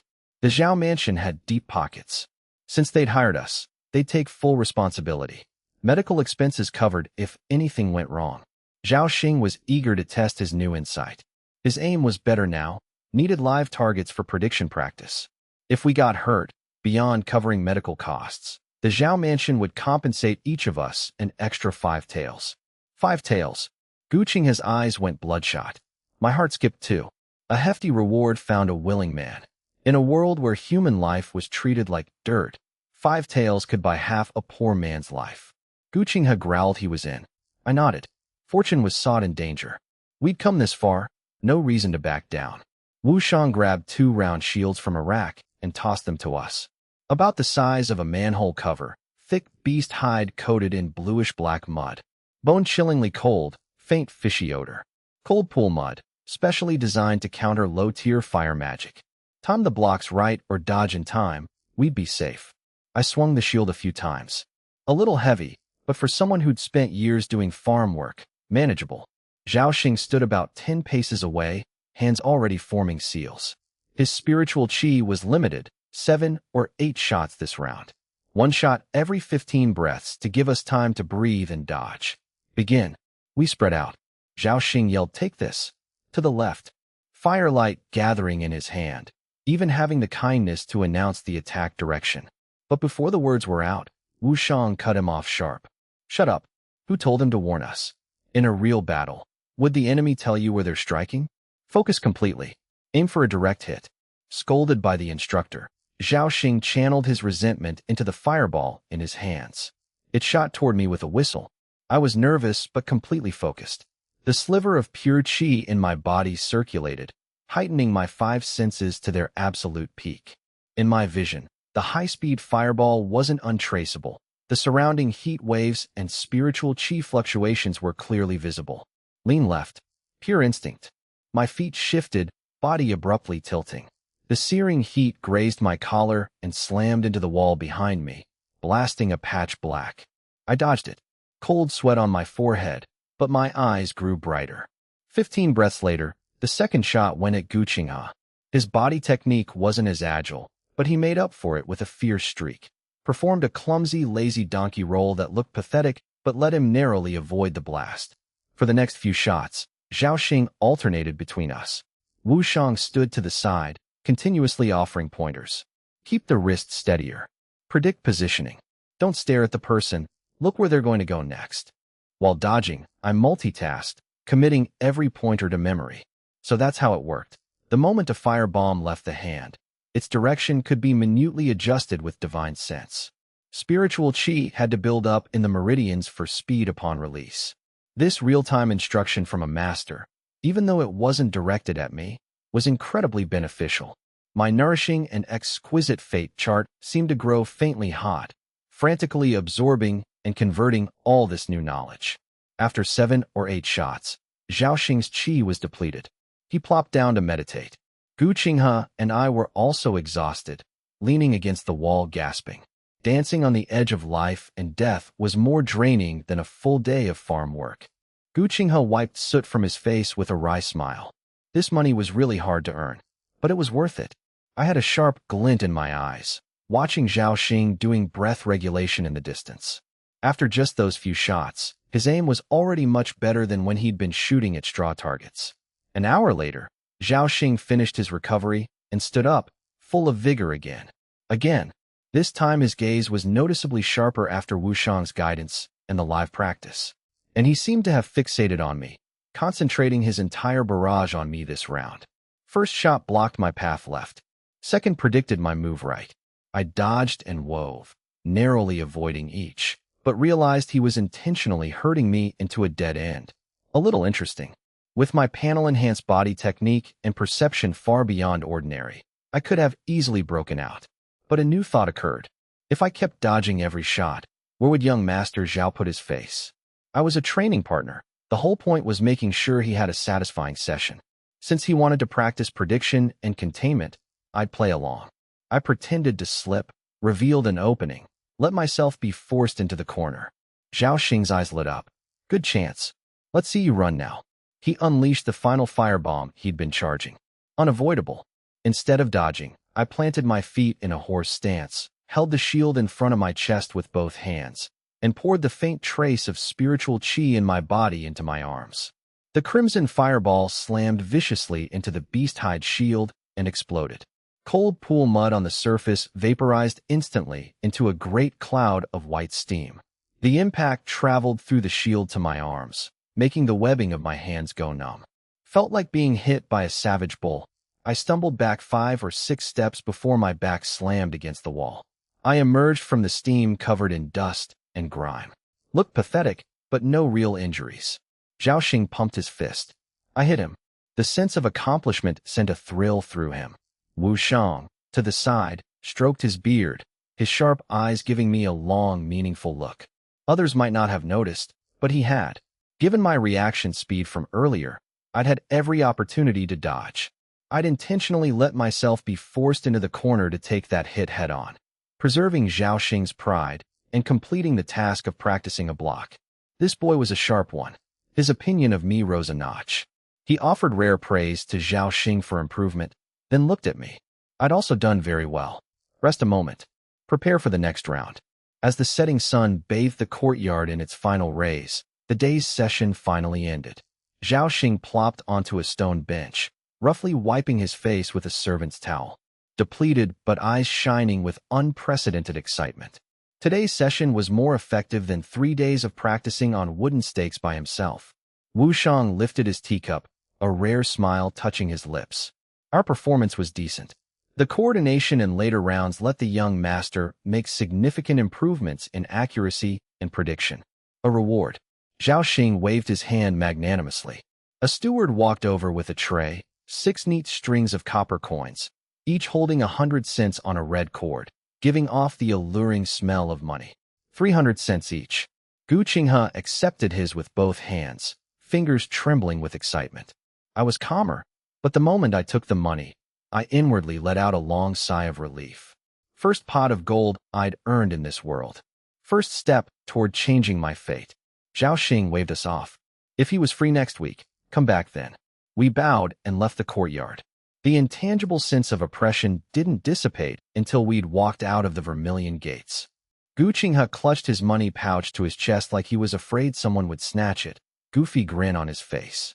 300 cents. Already figured out how to spend it. Mother's medicine first, then 2 pounds of good meat. I patted his shoulder. He definitely deserved to treat himself. After parting with him, I didn't rush to leave the city. Turned and ducked into Anping County's most bustling marketplace. With a small fortune tucked away, I walked through the crowd with more confidence than usual. I calculated silently. 300 cents. For an ordinary person, hard-earned money a strong laborer would toil from dawn to dusk 10 days to make. Old rice was 2 cents a pound, new rice 3, white flour 4. Regular pork over 20 cents a pound, fatty pork belly 30 or more. First, grain. I walked up to a grain shop. Instead of looking at the piled-up old rice like I usually did, I pointed to the gleaming new rice. 5 pounds of new rice, 5 pounds of white flour. 35 cents. Then the butcher. 2 pounds of pork belly, nice layers of fat and lean. 60 cents. On the way out, a pastry shop. Rich sweet aroma made me stop. Thought of little Manx back home. The poor girl had probably had proper pastries only a handful of times in her life. A bag of osmanthus cakes. 15 cents. Total spent, 110 out of 300. Left with 190. In the past, that 100-odd cents would have fed my family for half a month with tightened belts. Today, it was merely what I'd earned in 2 double hours of work. The gap between cultivators and mortals. I sighed, tucked the remaining money away, and started home laden with bags. Got home before sunset. Little Manx was squatting in the courtyard counting ants. Her eyes went wide when she saw what I was carrying. Scampered over like a little kitten catching the scent of a treat. I handed her the osmanthus cakes. She gingerly took the oil paper package, peeled back a corner to reveal glistening translucent cakes, giving off rich, sweet osmanthus fragrance. She gulped, but didn't eat one right away, cradled the package, and ran inside. Dad, Mom, Brother bought something delicious. When my parents saw the rice, flour, and that large slab of pork belly, they froze. My mother winced at the expense, but the joy in her eyes was impossible to hide. I told her I'd earned some money. Time the family ate a little better. Let's cook this meat tonight. Watching my mother's bustling, cheerful back and the grin that wouldn't leave my father's face, that shield bash today had been absolutely worth it. After dinner, back in my room, body aching, but I didn't rest. Sat cross-legged, centered my mind. The day hadn't just been about earning money. It was a rare opportunity for cultivation. The image of Zhao Xing casting the firebomb replayed over and over in my mind. How the spiritual qi gathered in the palm, how it built power within the meridians, how it finally erupted from the fingertips. Comparing those details with the small qi gathering technique I cultivated, I had a moment of sudden clarity. The flow of qi didn't have to be so rigid. Pausing or accelerating it at certain nodes could produce a completely different effect. Inspired, I began circulating my technique. This time, the spiritual qi in my body seemed to circulate more smoothly than ever. The obscure resistance had lessened. If before it was like pushing a cart down a muddy path, now it was a gravel road. Not a paved highway yet, but significantly faster. One full circulation. I opened my eyes and summoned my panel. Small qi gathering technique. Skilled, 7 out of 200. Only a single point, but I could clearly feel a subtle change in absorption efficiency. This was the snowball effect. The more I practiced, the more skilled I became. The more skilled, the faster I improved. At this rate, absorbing one strand of spiritual qi a day, maybe even two, wouldn't be a distant dream. That evening at dinner, the atmosphere was lively, but with a subtle restraint. A large bowl of braised pork sat in the center, glistening gravy coating the perfectly marbled cuts. Under the dim oil lamp, it looked like the most exquisite delicacy in the world. But aside from the pieces my mother piled in my bowl, everyone else's chopsticks steered clear of the pork, only picking at vegetables. Even little Manx, who usually had the biggest appetite, merely gulped and kept her eyes glued to the meat, meekly shoveling down rice. I understood instantly. My parents must have instructed everyone beforehand. The meat was meant for the family's pillar. No one else was to waste it. I slapped my chopsticks on the table. Not loud, but it made my mother's hand tremble. The meat was delicious, I said, looking at them all seriously. But if I was the only one eating it, it lost all its flavor. I could earn money now. From now on, our family wouldn't go without meat. If they didn't eat, neither would I. Pushed my bowl aside, folded my arms. My parents exchanged a glance, eyes welling up. My father took a deep breath and put a piece of meat in Little Manx's bowl. Listen to your big brother. Everyone eat. Little Manx cried out in delight, finally taking a bite. Only then did I pick up my bowl again. As I swallowed piece after piece of rich, fatty pork belly, the long-missed savory, oily flavor exploded in my mouth. At the same time, my nourishing and exquisite fate chart seemed to activate, churning wildly. Waves of warmth spread from my stomach throughout my limbs. My meridians, slightly depleted from cultivation, greedily absorbed this energy like parched earth soaking up rain. Energy truly was the foundation of cultivation. This was just ordinary pork. If I had legendary spirit rice and meal, I couldn't imagine how much faster my cultivation would be. After dinner, I tried giving my mother the remaining 201. She pushed it back firmly. Our family might be poor, but as long as her and my father worked hard, we'd have enough. The debt could wait until after the autumn harvest. This was money from the opportunity for cultivation that I'd risked my life for. It had to be spent where it counted most. Whether buying medicinal herbs or future academy expenses, how could I manage without money on hand? My father chimed in. Just focus on cultivation. They'd take care of things at home. I didn't insist. Took the money back quietly. The only way to repay the weight of their love was to cultivate faster and make a name for myself as soon as possible. Then the month passed. I kept going to the Zhao mansion every weekend. My sparring improved. I could now handle attacks with composure, my shield deflection honed to perfection. My once slender frame showed faint outlines of lean muscle from the high-intensity training and steady meat supply. Wushang noticed. At first he'd assumed we were just freeloaders who got the job through Daoist Zhang's connection. But we'd never been late or left early. Even with cuts and bruises, not a single complaint. Especially me, my calmness under danger and ability to learn in the heat of battle made even a veteran cultivator take notice. What really caught his attention was that Daoist Zhang had sent a message specifically asking about us. For someone from the Daoist school to show that concern meant we, especially I, were likely destined for greater things. One afternoon after a month of sparring, Zhao Xing fired a crimson fireball at my face. Much faster than a month ago, angle far more cunning, cutting off dodge room left and right. But I didn't panic. Planted my feet, lowered my center of gravity, and at the exact moment of impact, angled my round shield slightly and thrust it forward. The fireball shattered, but most of the impact deflected along the angled surface. My upper body merely swayed, didn't move half a step back. Zhao Xing couldn't help but cry out in approval. The more skilled his sparring partner, the more satisfying the training. His casting interval had shortened from 15 breaths to 13, accuracy improved by leaps. But what surprised him was that I was improving even faster. At first I'd been rolling on the ground to dodge. Now I handled attacks with composure. Wushang clapped his hands to end the session. His gaze swept over me with an almost imperceptible flash of approval. Then he called out as I was leaving. "Chu Bai, wait." Daoist Zhang had sent a message. Wanted me to go directly to the Academy's Calm Heart Hall after leaving the Zhao mansion. Something important. My heart stirred. Today wasn't a day for intersect study. Why would Master Zhang summon me privately? I bowed respectfully and quickly departed from the Zhao mansion. Daoist Zhang's mansion was in the eastern part of Anping County, a quiet residential area lacking the overwhelming opulence of the southern district, but possessing an elegant serenity. Scholars, refined gentlemen, respected clerks. His gate had a black lacquered door with a plaque reading Zhang Mansion. Door knockers unadorned, simple antiquity.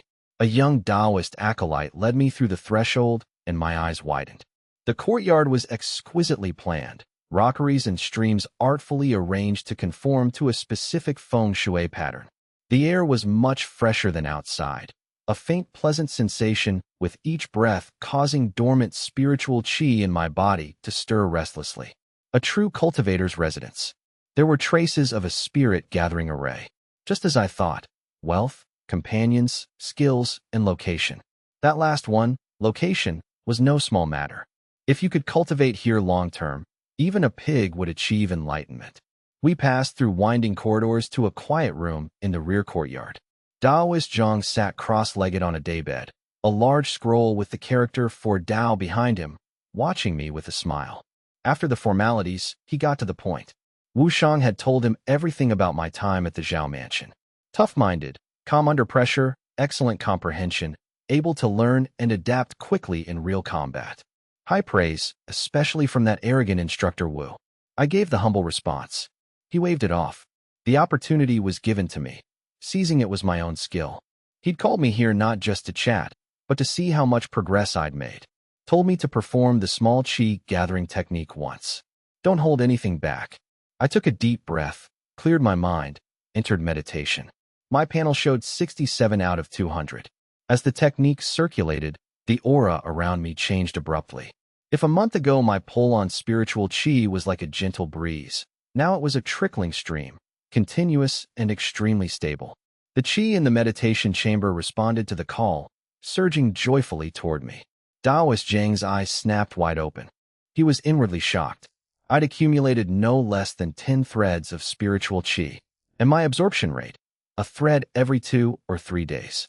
For a disciple of ordinary aptitude, the standard was 3 days per thread, and most couldn't even reach that.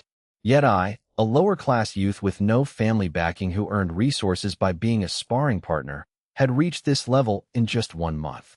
This wasn't mere diligence. This was exceptional inborn talent.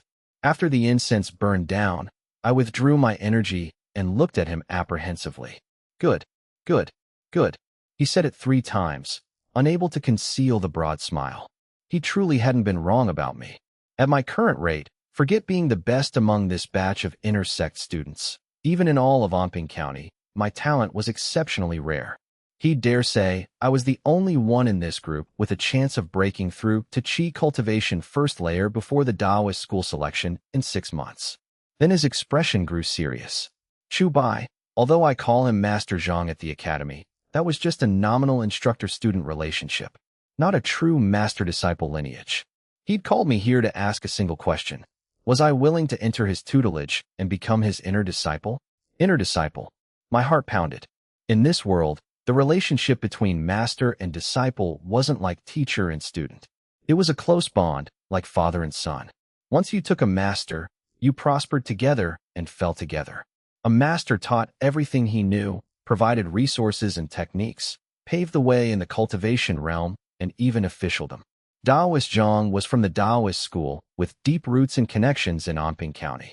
For someone with no background like me, becoming his disciple was latching onto an incredibly powerful backer. I didn't hesitate. Dropped to my knees, kowtowed 3 times. I was willing. Master, please accept my obeisance. He accepted the ceremony, helped me to my feet. The look in his eyes had changed from scrutiny to the affectionate gaze one gives their own junior.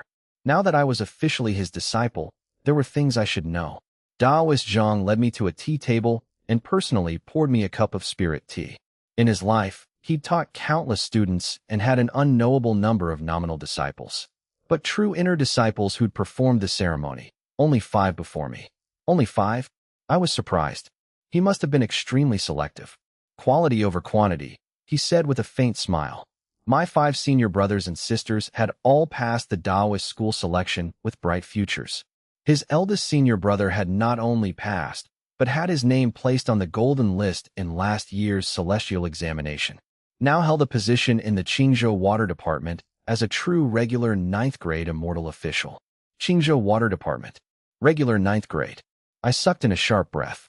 In a world where all pursuits were considered base and only officialdom was held high, the regular 9th grade might have been just the beginning, but for countless people it was the finish line they could only dream of crossing. True cultivators, on the imperial payroll, sheltered by the celestial court's destiny, lifespans reaching 200 years. I was old 6th, his current closed-door disciple. See that I didn't dishonor the sect's name. Then the gifts. A palm-sized blackwood token with gold-trimmed edges, calm heart, engraved on the front, intricate cloud pattern on the back. His personal token. Here in Onping County, it was as good as his presence. If I ran into trouble with common thugs, showing this would prove useful. Next, a cyan long shirt woven with spiritual silkworm silk.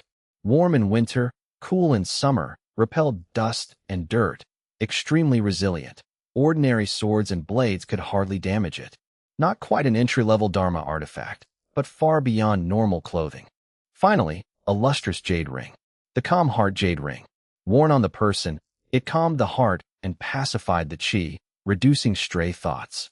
Essential at my critical juncture of accumulating spiritual qi. Every single item thoughtfully chosen for a new disciple like me. Extremely practical. I bowed deep with gratitude. One more thing. Now that I was an inner disciple, the Academy's intersect tuition fee was waived. I could come find him with cultivation questions anytime. No longer bound by the lecture schedule. Tuition waived. 10 taels of silver.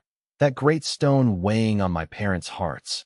Lifted with a single sentence. Master's great kindness, I said. I'd engrave it on my heart. Walking out of the Zhang mansion, I still felt like I was floating. Clutched the token and jade ring in my robes. Their solid feel making me want to throw my head back and roar at the sky. I went to the market, bought a plump old hen, and hurried home. Arrived just as cooking smoke was rising. Shouted the great news the moment I entered the courtyard. Taoist Zhang had accepted me as his disciple. A true inner disciple. My father's dry pipe fell to the ground with a clatter. Eyes wide, hands trembling. That godlike Taoist Zhang had taken me as his disciple? I recounted everything. The ceremony, the waived tuition, all of it. Dead silence. Then my mother covered her mouth, tears streaming down her face. Tears of pure joy. My father's eyes reddened too. He stroked the extraordinary fabric of the long shirt with a trembling hand. Wonderful. We didn't have to pay the 10 taels. Our family's fortunes had finally turned around. That night's dinner was even more jubilant than the last meat feast. The old hen stewed until tender, rich aroma filling the air. I ate until completely full, partly for celebration, mostly for cultivation. After dinner, by moonlight through the window, I fastened the calm heart jade ring to my waist. A faint cool sensation spread from my waist. My agitated mind calmed instantly, becoming still as water. What a treasure! I sat cross-legged and began circulating the small chi gathering technique. The old hen in my stomach transformed into a surging torrent of heat, rapidly broken down and absorbed. Previously, only 30 to 40% of food energy converted to essence chi. This time, my body greedily absorbed it with the ferocity of a whale swallowing the sea, conversion rate frighteningly high. The spiritual chi circulation path, once somewhat obscure, was now crystal clear. My panel vibrated. The fate chart text that had been flickering finally solidified, emitting a faint golden glow. Nourishing and exquisite, rapid thinking, activated. The note said it greatly enhanced comprehension, efficiently converted ingested energy into cultivation, and increased cultivation speed by 50%. It worked. I circulated my chi for another cycle. From just a single meal, the small chi gathering technique's progress had jumped by 2 whole points. This terrifying visible increase in speed made me clench my fists. Tuition waived. A path to wealth.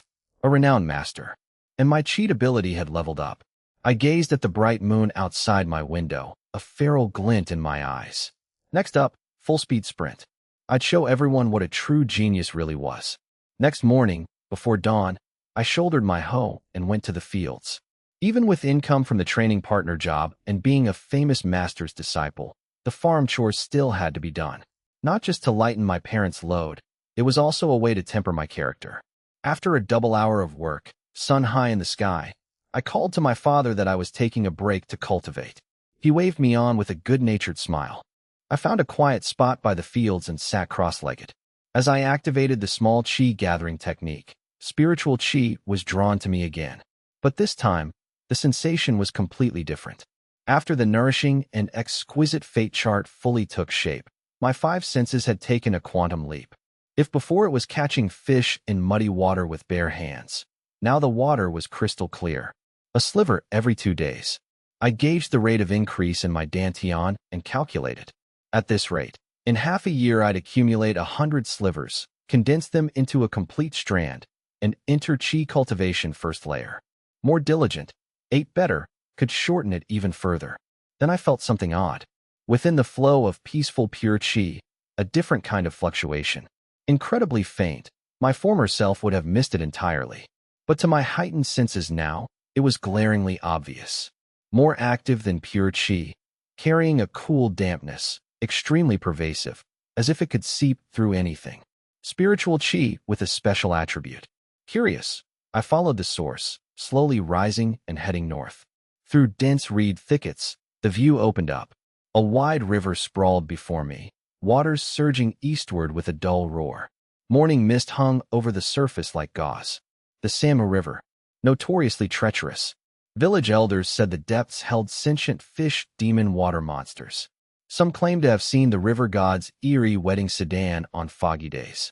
Fishermen only dared cast nets in the shallows. Standing on the marshy bank, I took a deep breath and activated my technique again. The sensation was more than 10 times stronger. Mixed in with the pure chi were countless faint blue specks of light.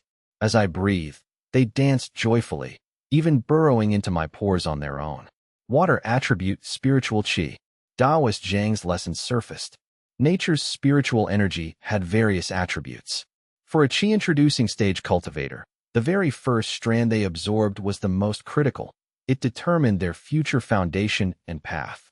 Pure chi was all-embracing and compatible with any skill, the path chosen by 99% of cultivators in the Great Zhou. Special attribute energy was hard to find and carried great risk, but absorbing a specific attribute meant specialization. Water magic techniques fueled by water spiritual chi were at least 30% more powerful than with pure chi, consumed less energy, recovered faster. The drawback was fatal though. once meridians assimilated the water attribute. Switching to fire later would sever meridians at best, explode the body at worst. Unless you dispersed your cultivation and started over, you were stuck for life. My first wisp was already pure chi. Theoretically, since pure chi was compatible with any skill, could I absorb water spiritual chi on top of my existing foundation? I'd have the stability of pure chi plus some water element power.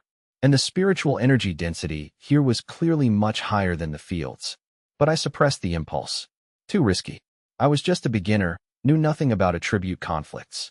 If these two types of chi clashed inside me and blew up my dantian, too late for regrets. The path of cultivation was like walking on thin ice. I dispersed the water vapor at my fingertip, gazed at the ceaselessly flowing river with awe. Whether the legendary water monster or this tempting yet dangerous water spiritual chi, neither were things my current self could afford to meddle with. Still, this place was a treasure trove. I memorized the location. When my cultivation progressed, or after consulting Master, I'd come back and investigate properly. I hurried to the academy, late for morning reading. Master Lu just gave a slight nod, more lenient with his star pupil who was now an inner disciple. During the break, I asked for half a day's leave. Personal matters. He smiled warmly, told me not to stress about schoolwork, just don't neglect character. Instead of going to the Zhang mansion, I turned into the largest tea house in the marketplace. Becoming a disciple had been too rushed the day before. I felt I'd been lacking in proper etiquette. Bought half a pound of the best cloud mist green tea. A full tael of silver, nearly half a month's income from the training partner job. But compared to the 10 taels Master had waved, it was a drop in the bucket. And I couldn't skimp on a gesture like this. Picked up a few delicate pastries too, then headed to the Zhang mansion. The servant boy at the gate spotted me from afar, hurried over with an even more enthusiastic attitude than last time. I was the Master's inner disciple now, status worlds apart. I tossed him a few copper coins and walked in. Taoist Zhang was reading an ancient tome. Glanced at the tea box, a smile touched his lips. Didn't I just pay my respects yesterday? Why spend money again? I said yesterday was too rushed. This disciple failed to prepare a humble gift. He nodded. Very thoughtful. It wasn't the tea he valued, it was my character. Even in hardship, I understood respecting my master. Once seated, he asked if I'd run into cultivation difficulty. I got serious and recounted everything. The discovery on the field ridges that morning, sensing water spiritual chi at the Samu riverbank. Asked my question directly. Since I'd drawn pure chi into my body, could I also cultivate water attribute spiritual chi? Would they conflict and damage my foundation? A flash of surprise in his eyes. I'd actually pinpointed water spiritual chi fluctuations in such a mixed environment? His estimation of my talent rose even higher. The Sanmu riverbanks were filled with water vapor and mixed chi. An ordinary early-stage cultivator might not distinguish it clearly, let alone someone who hadn't even officially begun chi cultivation. As for my concern, I was worrying needlessly. Not only possible, but highly beneficial. The greatest characteristic of pure chi was its neutrality and harmony, like a blank sheet of paper. Attributeless, therefore not rejecting any other attribute. He demonstrated. A ball of faint white light at his fingertip, then a tinge of blue slowly emerging within it. Absorbing water spiritual chi on a pure chi foundation was like painting on a blank sheet. As long as I didn't let the water chi overwhelm pure chi's dominant position, no conflict. Moreover, the lands of Qingzhou were crisscrossed with waterways. Anping County was built right next to a river. Cultivating water techniques here was a blessing from heaven. Water chi abundant, resources easy to find. Whether seeking official status in the Qingzhou Water Department or a local job driving away fish or managing waters, water technique would be the foundation for making a living. My eldest senior brother had taken this very path and was thriving. I nodded repeatedly, worries vanishing. Then he held on. His smile vanished, expression grave. Opportunity was often accompanied by risk. Since I intended to cultivate in the wild, there was something I had to know. Evil chi. My heart tensed. The Great Zhou Celestial Court had established a law net grand array in every county. It suppressed demons and filtered impurities. Spiritual chi inside the city was clean and gentle. But in the wild, the chi was denser and more active, mixed with evil chi that roamed the world. Especially the Sanmu River, Spirit monsters hid in its depths, evil chi even thicker than elsewhere. Carelessly inhaling it. Mild case, meridians felt stabbed, became irritable. Severe case, cultivation deviation, or mutating into a half-human, half-demon monster. Cold sweat on my brow. I'd only thought of it as a treasure spot, never imagining the hidden danger. He pulled a thin booklet from the bookshelf. A simple filtering technique. When cultivating in the wild, don't be greedy for speed. After each breath of spiritual chi, use this technique to filter it in the meridians, purging the murky, evil chi before drawing it into the dantian. Slower this way, but on the path of cultivation, stability was paramount. Never ruin the foundation for a little speed. I accepted the booklet with both hands and bowed solemnly. I'd rather be slow than greedy for quick progress. Leaving the Zhang mansion, midday sun glaring, bluestone path hot to the touch. I stood on a street corner thinking. I'd taken leave from the academy and explained things to master. Legitimate reason to miss the afternoon intersect study. Rather than waste time, I should strike while the iron was hot and check out the riverbank now. Left the city gates, picked a direction, and broke into a sprint. In the past, running 10 li would have half killed me. But after more than a month of meat-rich diet and beating training, my physique was on a completely different level. My leg muscles powered me forward, wind whipping at my feet. Nearly a full double hour of running without stopping, only slowing when the rushing Sanmu River came into view. Wiped away a thin layer of sweat, felt my steady heartbeat. Not tired at all. In fact, felt like the chi and blood throughout my body had been stretched out. Exhilarating. The midday river was a different sight from the morning. Harsh sun high, wide water surface glittering gold. The hazy mist had dissipated, and with it, the active water's spiritual chi had grown much lazier. The special pocket of water chi hadn't vanished. It had retreated deeper, no longer pulsing as joyfully as the morning. Environment had a huge impact on spiritual chi. Without the timely morning fog plus my heightened perception, I'd have missed this treasure spot entirely. Daylight was actually an advantage though. Clear view, greater sense of security for someone cultivating in the wild for the first time. I found a secluded sandbar concealed by dense reeds, terrain slightly elevated, near the water but not easily spotted. Confirmed no one around, sat cross-legged. First, just draw a single sliver. Deep breath. Didn't circulate the technique immediately. Visualized the chi filtering technique first. A slight stirring of my mind. An invisible sieve opening at the entrance to my meridians. Then I carefully extended my divine sense to guide the wisp of faint blue energy drifting over the water. A faint cool sensation drilled through my pores. Completely different from the heavy stable feeling of pure chi. This water spiritual chi was like a slippery little fish, swimming about joyfully the moment it entered my body. But passing through the filtering sieve, I clearly felt a trace of gray-black impurity being forcefully intercepted, transforming into hot, turbid air expelled from my body. So this was evil chi. My heart trembled. Without master's guidance, letting that accumulate would have led to huge problems eventually. After purging, the pure water spiritual chi flowed along my meridians and merged into my dantian. The ball of calm pure chi trembled slightly, then accepted the newcomer. No clash. Like a drop of blue ink falling into clear water, rapidly blending. The colorless vortex of chi now had a faint, ethereal blue tinge. An unprecedented feeling of nourishment filled my entire body, like a clear spring flowing through a dry riverbed. Even my meridians seemed more resilient. This felt incredible, and the sensation sparked a flash of inspiration. I recalled a passage from the Academy's Miscellaneous Studies class on the Qingzhou Chronicles. The Qingzhou water systems were numerous, types of spiritual qi complex. Cold nether qi from deep pools, bone-chillingly cold. Boiling fire soup from hot springs, unbearably scalding. And this type, found along banks of great rivers, elusive, gentle in nature, possessing purifying properties. It was purifying spirit flow. My eyes snapped open with joyous surprise. Not a world-shaking treasure, but for a cultivator, it had the miraculous effect of nourishing meridians and increasing spiritual chi purity. Even someone not cultivating water techniques could build a more solid foundation and reduce deviation risk from long-term absorption. I'd lucked out. This kind of ownerless, relatively stable spiritual flow might not be much to large sects, but in a small place like Onping County, it was absolutely scarce. I suppressed my excitement and began greedily absorbing. Sliver after sliver of purifying spirit flow filtered, purified, absorbed. The reserves in my dantian grew at a visible rate.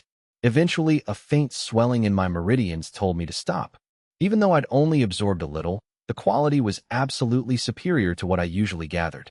With this treasure spot, plus my new fate chart, my confidence in breaking through to chi cultivation had grown even greater.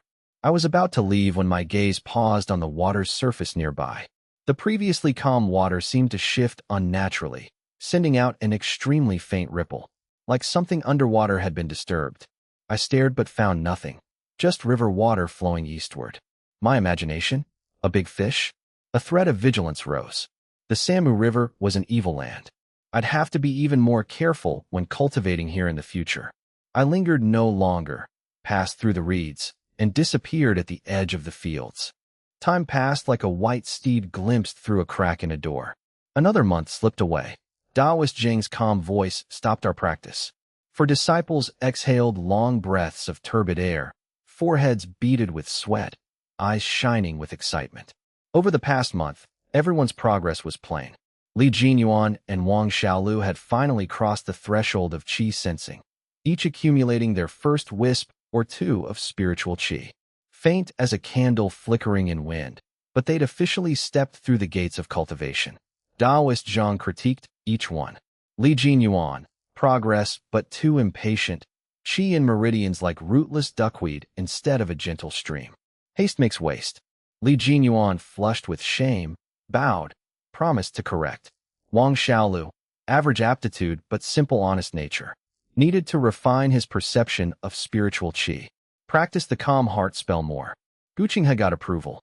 Aura stable and solid. 16 wisps accumulated over the month. Wouldn't make this year's Taoist school trial, but might have a shot at next year's celestial examination if he kept working. Then all eyes drifted to the green-robed youth in the corner. Pure envy, and even a hint of despair. Taoist Zhang looked at me with unconcealed pride. 27 wisps of spiritual qi. This month I'd accumulated another 17. 27 wisps. Even Li Jinyuan gasped. That averaged to a wisp in less than 2 days. Unheard of speed. While they patted themselves for gathering one wisp every 3 to 8 days, I'd left them so far ahead they could barely see my silhouette. I gave the humble response. All thanks to Master's guidance and decent luck recently. I knew better. Besides the high-efficiency conversion from nourishing and exquisite turning every bite of meat into pure energy, it was the purifying spirit flow from the Samu riverbank. That high-quality water attribute energy not only filled my dantian, but was subtly nourishing my meridians and physique, improving my aptitude bit by bit. Like swapping ordinary horses for thousand-li steeds. I summoned my panel. Name, Chu Bai. Realm, Qi Introduction, 27 out of 100. 2 Fate charts active. Small Qi Gathering Technique. Skilled, 135 out of 200. The Taoist school selection was at most 4 months away. At 1 wisp every 2 days. Gathering 100 wisps before the selection wasn't a problem. But that was far from enough. The selection tested practical combat techniques too. If I barely broke through with a reservoir of qi but no offensive magic, I'd be a living target who only knew how to meditate. And this year's chief examiner was Iron Face Magistrate Zhao. High realm with no practical skills was a surefire fail. I had to be faster. Leave at least a month for an offensive technique and actual combat practice. And my small qi gathering technique was approaching the next breakthrough, 135 out of 200. Based on how the panel worked, a skill breakthrough usually brought a qualitative change. When that happened, my cultivation speed would have another explosive increase. I also thought about the Samu River. Cultivating in the reeds had been effective, but I was greatly affected by weather and environment. As my perception of the purifying spirit flow grew sharper, I had a faint feeling the qi in the center of the river was even denser, might even have some kind of source. If only I had a boat to go deeper. After class, I headed straight for the ferry crossing outside the city. Sunset, golden red afterglow spilling across the water. A few worn fishing boats bobbed at the dock. A dark-skinned old fisherman sat at the bow, puffing his long-stemmed pipe. I asked to rent a boat. He squinted at me through the smoke, a refined scholar in a cyan long robe. Couldn't help but feel surprised. Why rent at this hour? Getting dark. The river scenery was nice, but not exactly safe, especially at night. Got real spooky. I enjoyed the night scenery, wanted to compose poetry, maybe catch a few fresh fish. Handed him 30 cents to rent his small sampan for a few days. Wouldn't go into deep water, just cruise the reed marshes. His cloudy eyes brightened at the money. 30 cents was no small sum. He agreed with a warning. If I encountered anything strange or heard odd noises, don't get curious. Just make a run for shore. I untied the rope, hopped on, and pushed off. As night fell, a light mist rose from the river, blurring the moonlight. All around silent except for the splash of oars and the occasional frog croak. Contrary to what I'd told the old man, I didn't linger in the reed marshes. I followed the current toward the river cove with the densest spiritual chi. About a double hour later, reached the center.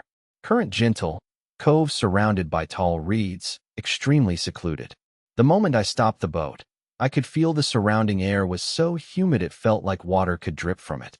Compared to the shore, spiritual energy density was at least 30% higher. The purifying spirit flow was extremely active, seeping into my pores without conscious effort. Delighted, put away the oars, sat cross-legged at the bow. As the small boat bobbed, I adjusted my breathing and entered meditation. The keen perception from nourishing and exquisite let me capture every wisp of spiritual chi's flow. Cool, pure water chi surged through my meridians into my dantian, merging with the pure chi. The pleasant sensation almost made me moan aloud. If I could cultivate here every night, progress wouldn't be slow even without meat. Tonight I should accumulate at least half a wisp more. The night deepened, mist grew thicker, nearly enveloping the boat completely. Then, in the middle of cultivation, a sudden inexplicable alarm welled up without warning. My eyes snapped open. The new fate chart had given me not just faster cultivation, but extremely keen awareness of surroundings. Right now, I sensed a profoundly dangerous presence approaching. Beneath the once calm surface, an extremely subtle undercurrent was surging rapidly. Unlike a natural current, this had a strong sense of purpose. Some colossal creature rapidly ascending from the deep, heading straight for my little boat. Something's coming up. My heart tightened, stopped cultivating, instinctively reached for the oar. Almost at that exact moment, the calm water near the boat exploded. A deep muffled boom like a heavy hammer striking a drum. A violent impact struck the bottom. The entire vessel was thrown up, tilting sharply, nearly capsizing. Incredible strength. I clung to the gunwale, used the solid footwork from sparring at the Zhao mansion to plant my legs like roots. Body swayed violently, but I forced myself stable. By hazy moonlight, I got a clear look. A monstrous fish at least half the size of a man leaped from the water. Blue-black scales like iron armor, glinting coldly. Dorsal fin sharp as a razor. Gaping maw filled with serrated fangs. Eyes glowing with faint green light. Full of bloodthirsty ferocity and heart-stopping evil chi. A river demon that became a spirit monster? The legends were true. There really were spirit monsters in this river. It was trying to capsize the boat. Smart predator. In the water, it was the apex. Knock me in, and it was hopeless. I roared, no longer caring about cultivation or chi. Only one thought. Escape, get to shore. Snatched the oar and paddled desperately. Arm muscles bulged, veins popping. Explosive power from nourishing and exquisite push to its absolute limit. Swung that hardwood or so fast it was almost a blur, each stroke kicking up huge spray, propelling the boat towards shore like an arrow. The monster fish didn't give up. Agile as a phantom in the water, it flicked its tail and charged again, ramming viciously into the side of the boat. The boat shook violently, groaning like it would fall apart. Each impact made my heart skip a beat, immense force traveling up through the hull, making my arms go numb. A race between life and death. The fish was incredibly fast in the water, but the boat wasn't too far from shore. Combined with my astonishing explosive strength, I reached the shallows despite repeated rammings. Looking at the reed marsh, just a stone's throw away, a ruthless glint flashed in my eyes. Carried by final momentum, The boat shot onto the muddy shallows, hull scraping against sand and gravel with a piercing shriek before running aground. I grabbed the oar, prepared to jump. But the monster fish, eyes red with bloodlust, had no intention of letting prey escape. Using its final charge's force, it leaped high out of the shallow water. Massive body tore through the air, gaping fang-filled maw opening wide, lunging at me with a foul gusting wind. If that bite landed, even with my strong physique, a huge chunk of flesh would be torn off. Might be killed instantly. No room to retreat. The panic in my eyes vanished, replaced by the grim determination of a cornered man. I didn't turn to run. Planted my feet, gripped the oar with both hands like a spear, and thrust it violently into the monster fish's gaping mouth. The hardwood oar shattered instantly from the creature's terrifying bite force, splinters flying. But that brief obstruction was enough. The fish's lunge faltered. It crashed heavily onto the deck. The boat sank under the weight. Out of water, still ferocious, thrashing its tail, but movements severely restricted. I leaped off the boat. From a pile of rubble on shore, snatched a jagged head-sized river stone. You were the boss in the water. Now that you're on land, I'm sending you to your grave. Sidestepped a powerful tail whip, raised the stone high. The power generation techniques from sparring at the Zhao mansion paid off. Stance and waist unified, all strength channeled into my arms, brought the stone crashing down. Crack. The fish's head caved in slightly. Body convulsed violently, grating shriek. I didn't stop. Crack. Crack. Crack. Again and again. Each blow accompanied by shattering bone and splattering flesh and blood. Didn't stop until the head was completely obliterated and it stopped moving, body only twitching from lingering nerve reflexes. Then I collapsed to the ground, exhausted. Gasping, entire body soaked in cold sweat and fish blood, reeking of foul stench. Hands trembling from excessive force, web between thumb and forefinger split open and bleeding. After calming down, I looked at the corpse. Even with its head smashed in, the blue-black scales still held a metallic sheen and radiated faint, ferocious, evil chi. This thing had boundless strength and scale armor like iron. Clearly no ordinary creature. I stroked the hard scales. Could it have transformed into a demon beast? If so, its armor, its teeth, even its flesh containing spiritual chi, all a huge windfall. Fortune favors the bold. The ancients truly did not lie. On the riverbank, moonlight cold and desolate, I slumped beside the reeking corpse, gasping. After regaining some strength, pushed myself up. Everything ached. Arms and the webbing between my thumbs especially. Burning fiery pain from the desperate bludgeoning, muscles twitching uncontrollably.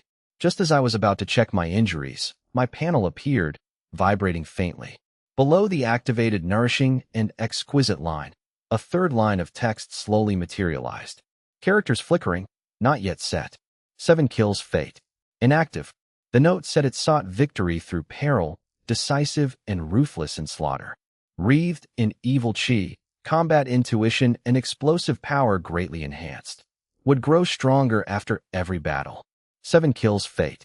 My heart stirred. In astrology, the 7 kills was a star of misfortune, ruling slaughter, conquest, peril, volatility. But not entirely bad. If mastered, if tamed, it became a sign of great nobility, granting power over life and death. This was triggered by the life-or-death struggle. My first true battle against a creature far stronger than myself. I hadn't crumbled. I'd erupted with unprecedented ferocity and turned the tables. That mindset and experience were the very definition of the 7 kills. Although not activated yet, it meant I'd have a special talent for combat from now on. Good news. But fear washed over me recalling the fight. If the fish had been any stronger, or my reaction a split second slower, I'd be the one lying dead. When it came down to it, I just had too few techniques. If I'd had even a single offensive magic, basic spirit blade, firebomb, would I have needed to bludgeon it with a rock like some barbarian? Had to break through to chi cultivation and learn magic techniques as soon as possible. I found a sturdy rope on the boat, threaded it through the fish's gills. Dozens of pounds. The old me could never have dragged it. But with my enhanced physique, just barely manageable. Under cover of darkness, avoided the main road, followed narrow paths between fields, slowly dragging my prize home. Late at night, parents already asleep, tiptoed to the backyard, hid the fish in the sweet potato cellar, covered it with thick hay to mask the smell. Finally let out a sigh of relief, tended to my scrapes by moonlight, then collapsed into bed, utterly exhausted. Next morning, woke as the sky began to brighten. Slept soundly, but the deep, aching soreness, like being taken apart and put back together, was a stark reminder. Changed into a long-sleeved, high-collar robe to cover the scrapes on my neck and wrists so my parents wouldn't worry. Went to the cellar. The fish hadn't started to rot despite being dead overnight. Blue-black scales still held a cold luster, emitting faint, bloody spiritual chi. I took out a bone-carving saber, pried off a few of the hardest scales from its back, cut off its two wire-like whiskers, wrapped everything in cloth. Needed to ask Master what this thing was. If it was a demon beast, it could be worth a fortune.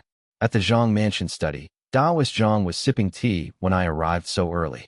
Noticed my stiff posture and the faint trace of lingering blood, evil chi. Frowned. Asked what was wrong. I didn't hide anything. Recounted the whole story. Renting the boat, cultivating in the river cove, being attacked by the strange fish, managing to kill it. Conveniently left out the new fate chart. A flicker of surprise, then deep admiration.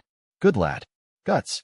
Just a beginner with no magic techniques, fighting a vicious creature in the water and coming out alive.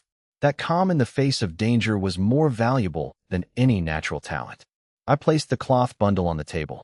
Hoped he could enlighten me about what this thing was. He picked up a bluish-black scale. Heavy, hard as iron. Pinched a whisker, sensing residual spiritual chi fluctuations. After a moment, set them down, shaking his head with a smile. Not a demon beast. A true demon beast, even the lowest tier, possessed awakened intelligence. Knew how to absorb the essence of sun and moon. Could use its own life-bound demon technique. If I'd encountered a true one, I'd already be a corpse. Even a single water arrow from it. How could I have smashed it to death with a rock? A chill went down my spine. He was right.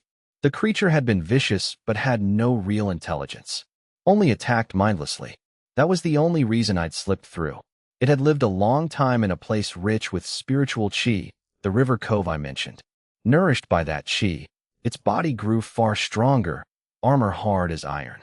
At the same time, corrupted by evil chi in the wild, making it ferocious and bloodthirsty. But since it never gained true intelligence, it couldn't be considered a demon. And since it had claimed that chi-rich cove, the purifying spirit flow was its private hoard. When I barged in to steal that chi, it naturally fought to the death. I finally understood. But then his tone shifted, faint smile. Though not a demon beast, this creature was a rare opportunity. Its flesh and blood had been transformed by years of spiritual chi nourishment, now containing pure essence chi and spiritual power. For a chi cultivation stage cultivator, especially a young one still growing and developing his body, it was a great nourishing item. Effects no less potent than expensive low-tier spiritual cuisines in the city. Eat it in portions while cultivating might boost progress. The scales could be polished into a simple heart-protecting mirror for defense. My disappointment vanished, replaced by pleasant surprise. A great nourishing item, on par with spiritual cuisine. What was I lacking most? High-quality energy to keep up with my nourishing and exquisite consumption. This mutated fish, over 100 caddies, would last quite a while. He also pulled out a cyan porcelain bottle. Rejuvenation powder ointment. Told me to take off my shirt. My back and shoulders were covered in dark purple bruises from the fish ramming me on the boat and the final struggle. He dipped a fingertip in the light green ointment, flicked it with spiritual power to spread evenly. A piercing cold seeped in, then the fiery pain rapidly faded. Stiff muscles felt gently smoothed out. Much of the fatigue in my meridians dissipated. Miraculously effective on flesh wounds. My injuries weren't serious, but needed treatment to prevent clotted blood becoming a hidden danger. I spent half a day at the Zhang mansion, taking advantage of the dense spiritual chi to stabilize my slightly fluctuating aura from the battle. Asked a few more details about the chi filtering technique, then took my leave. That afternoon, detoured to the Zhao mansion for sparring. Today was a rest day, but duties couldn't be neglected. Despite injuries making my movements occasionally stiff, I hadn't asked for a day off or uttered a single complaint. After last night's true life-and-death battle, my gaze had become even more steady and sharp. Facing the whistling fireballs, I no longer relied solely on instinct, could more accurately predict trajectory and threat level. That calm demeanor made Wushang give me a couple extra glances. This kid seemed to have grown up overnight. The once somewhat green boy now faintly exuded the ruthlessness of someone who'd seen real bloodshed. After the double hour, accepted my 300 cents. Filled with weary but fulfilling satisfaction, headed home. By the time I returned, nearly dusk, didn't disturb my mother cooking. Changed into old work clothes and went to the cellar alone. The 100-catty mutated fish still lay quietly on dry grass, exuding faint bloody spiritual chi. Couldn't eat it all at once. Wielding my bone-carving saber, I began processing it. As the blade sliced through the belly, none of the expected fishy stench, instead a strange, fresh fragrance. Bright red flesh with clear texture, like fine jade. What a pity. The flesh was a great supplement, but being from a mutated beast, it contained trace amounts of evil chi. I had the chi filtering technique and cultivation to neutralize it, but my parents and siblings were mortals. They'd suffer vomiting and diarrhea at best, grave illness at worst. This one was all for me. Cut a few large chunks from the tenderest belly part, 3 or 4 catties, for tonight's dinner. Rubbed coarse salt on the rest. Hung them in a ventilated spot to air dry. Long-term food reserve. Enough for half a month. To avoid wasting spiritual chi, simplest cooking method, boiling. Sliced fish into boiling water with just a pinch of salt. Rich meaty aroma filled the small room. Picked up a slice with chopsticks. Melted in my mouth. No earthy or fishy taste. Only ultimate freshness and tenderness. Before I could savor it, the meat transformed into a scalding hot current sliding down into my stomach. Boom. Like swallowing a ball of fire. The nourishing and exquisite fate chart instantly activated, operating frantically. The hot current exploded into immense essence, chi rushing toward my limbs and bones like a bursting dam. My face flushed crimson, sweat beads the size of soybeans on my forehead, wisps of white steam rising from the top of my head. Compared to pork and chicken, this mutated fish meat was on a completely different level. After just a few bites, unbearable heat throughout my body, meridians bulging to the point of aching. Put down the bowl immediately, sat cross-legged. Refine. Operating the small chi gathering technique at full power, the frenzied essence chi was gradually tamed and purified, transforming into threads of pure spiritual power flowing into my dantian. When I opened my eyes, the moon was high. Let out a long breath that condensed like a white ribbon, shooting 3 feet before dissipating. Panel check. Realm. Chi introduction, 28 out of 100. Small chi gathering technique. Skilled, 145 out of 200. Just one meal, and my spiritual chi progress increased by a full point. Technique proficiency shot up by 10. Before, gaining 1 thread in 2 days was divine speed. Now, thanks to this spiritual flesh, I could gain a thread a day, maybe more. This was what real cultivation felt like.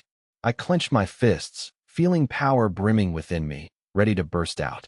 With this preserved food stock plus the Samu River treasure spot, the coming days would be my golden age for sprinting through chi cultivation. 3 months? Maybe it wouldn't be long at all before I touched that threshold. More than half a month passed. The height of summer arrived in Anping County. My life became extremely disciplined, almost tedious. Before dawn, Samu River for water spiritual chi. Daytime, Master Lu's lectures. Evening, Zhao Mansion to get beaten up for money. Night, home to cultivate relentlessly, aided by the nourishment of mutated fish flesh. I'd consumed more than half the 100-gene fish. Every bite transformed into surging essence chi, steadily pushing my cultivation higher. Late one night, moonlight fluid as water outside. I sat cross-legged on my bed, wearing the calm heart jade ring, circulating my technique as usual. With each breath, surrounding spiritual chi flowed in like a trickling stream. Then a peculiar buzzing sound resonated deep in my mind. Felt like an invisible force had forcibly widened the meridians throughout my body. The circulation path for my spiritual chi, which had been somewhat sluggish, was now incredibly smooth. If before it was a trickling brook needing careful guidance, now it was a surging river, flowing unimpeded. Absorption speed increased by a huge margin. Panel materialized. Small chi gathering technique. Mastery, 1 out of 500. Finally, mastery. The qualitative change from the skill breakthrough was significant. Even without eating any spiritual flesh, just relying on the mastery level technique and nourishing and exquisite, my absorption speed far surpassed before. Nearly reached the level I'd achieved while consuming the fish. Realm column. Chi introduction, 52 out of 100. Past halfway. Speed stabilized at 1 strand per day. Even without external aids, definitely reaching perfection within 2 months. Next morning, I didn't go to the river. Changed into a clean robe and went straight to the Zhang mansion. Daoist Zhang placed a hand on my wrist, carefully examining my pulse. Despite his usual composure, astonishment appeared on his face. Over 50 strands. Excellent. Even without pills, this speed was enough to stand proud among peers. My decision to also cultivate the water technique was right. That purifying spirit flow was quite beneficial for my constitution. I bowed, then made my request. A few days ago I'd encountered a strange fish. Fortunate enough to slay it, but became keenly aware of my lack of offensive measures. Now that spiritual chi was past the halfway mark, I boldly asked, might I learn an offensive magic technique? To prepare for future combat. He didn't agree immediately. Fell into contemplative silence. Generally, practicing magic techniques before reaching the first layer could lead to spiritual chi exhaustion and damage one's foundation. Major taboo. But looking at me, physically robust, abundant spiritual chi, mentality far beyond my peers, he ultimately nodded. I cultivated the water technique with purifying spirit flow as my foundation. My recovery rate was far beyond ordinary. Acceptable to start learning early. He took a cyan jade scroll from his sleeve. Not some common water bullet technique from the marketplace. A clever skill he'd chanced upon in his early years of travel. Called Spirit Water Needle. The water bullet was powerful but noisy, consumed a lot of energy, easily dodged. The Spirit Water Needle was all about highly compressing water's spiritual chi and firing it as a fine needle. Stealthy, strong penetration, consumed very little energy. Perfectly suited for someone like me, not abundant in chi yet, but with keen perception. He demonstrated. A light tap of his index finger, no visible hand seal. Water vapor in the air instantly condensed at his fingertip into a barely perceptible deep blue fine needle. A soft sound, no cutting through the air. The needle pierced through a sturdy ironwood pillar in the corner, leaving a bottomless little hole with not even the slightest crack. Terrifying penetrative power. My eyes lit up. Practically a divine skill tailor-made for me. In the following days, another item was added to my schedule. In the reed marshes on the Sanmu riverbank, a young man could often be seen pointing his finger at the reeds. At first, it didn't go smoothly. Spiritual chi was difficult to condense, dissipating into mist the moment it left my fingertip. Or the compression wasn't strong enough, the projectile shooting out limply like I was just sprinkling water. But bolstered by my rapid thinking fate chart, I didn't get discouraged. Continuously adjusted the circulation paths and compression frequency. After hundreds of failures, my fingertip finally trembled as I found the critical point. A crooked water needle shot out and struck a reed stalk. Failed to pierce through, but left a deep, white mark. Power still shallow, but I beamed at the new line on my panel. Spirit Water Needle, beginner. First step always the hardest. As long as I gotten my foot in the door, the rest was just grinding. Spring passed, and summer arrived. The 3-month term for the intersect study came to an end. In Calmheart Hall, cicadas outside were as noisy as ever, but the atmosphere inside was unusually somber. Daoist Zhang said the 3 months were up. According to Academy rules, the intersect study wasn't one time. To continue advanced studies and receive guidance, we had to pay the tuition for the next term. 10 taels of silver. Those 4 words weighed on everyone's heart like a great mountain. Li Jinyuan looked relaxed. A casual wave, his book servant presented a silver ingot prepared long ago. For the young master of the Li family, this was merely the cost of a few fewer trips to the tavern. Gu Qinghe's expression was much more grave. He pulled a patched coin purse from his robes. Fingers rough from long-term sword practice and his work at the Zhao mansion.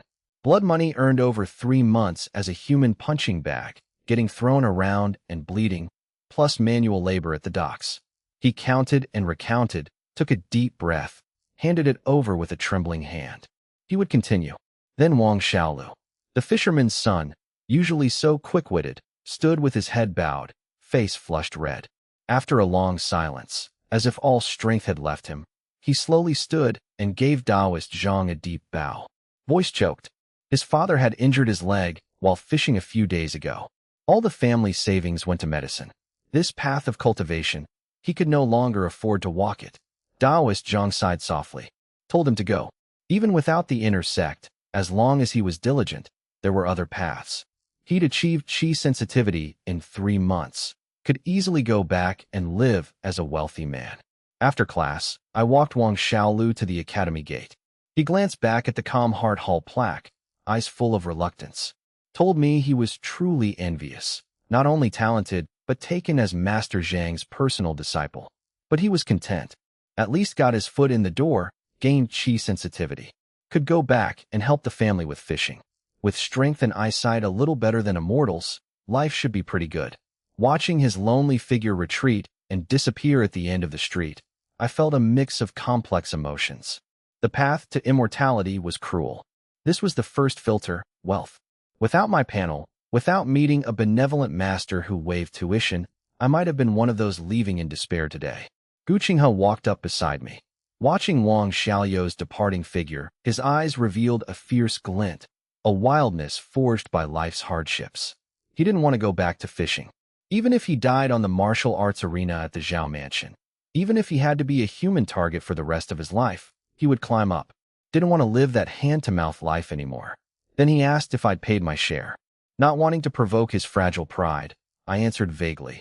Master gave me a few more days, still needed to find a way. He nodded, patted my shoulder.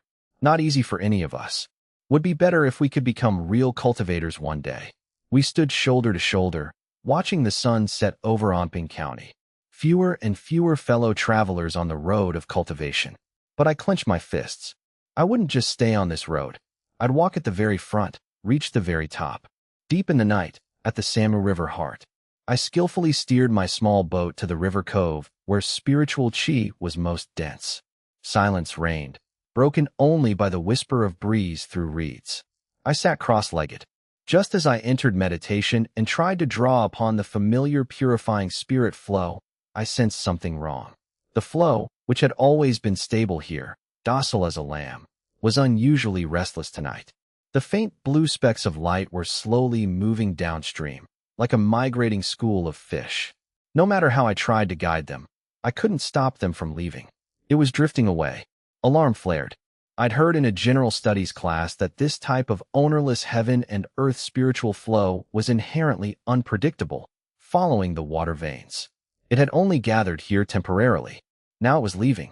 This was my cultivation accelerator. Without the boost, my training speed would suffer. Should I follow? I gripped my paddle, unwillingness flashing in my eyes, about to row in pursuit. Then the 7 kills fate chart issued an unprecedentedly strong warning. The hair-raising feeling of being targeted by an apex predator. I froze. Hair on my body stood on end, staring at the deep water beneath the spiritual flow. By faint moonlight, I could vaguely make out a suffocatingly massive black shadow moving slowly in the depths, several times larger than the strange fish I'd killed. The mere undercurrent from its movements created bizarre whirlpools on the surface, making even my small boat sway gently. It seemed to be guarding the mass of spiritual qi, or perhaps waiting for it to drift to a specific location before swallowing it whole. A faint yet palpable pressure emanated from it, even breaking the surface and making it difficult to breathe. A true demon beast? Or an even stronger mutated beast? Cold sweat drenched my back, palms slick, gripping the paddle so tightly my knuckles turned white. I might have over 50 strands of spiritual qi and a beginner-level spirit water needle, but in front of a subaquatic behemoth like this, I wouldn't even be a morsel between its teeth. The creature wouldn't even need to attack. A simple turn of its body would capsize my boat. Going down there was suicide. I took a deep breath, forcibly suppressing the greed. You only get one life. You can always find more opportunities. That kind of restraint was often harder than taking a risk, product of a clear understanding of my own strength and the wisdom required for survival. I didn't follow. slowly rode back into the shadows of the reeds, trying not to make a sound. With a complex gaze, I watched the pale blue spiritual light slowly recede into the distance, finally vanishing around a bend. The massive underwater shadow followed, leaving behind nothing but a deathly still river surface. My strength was still too weak.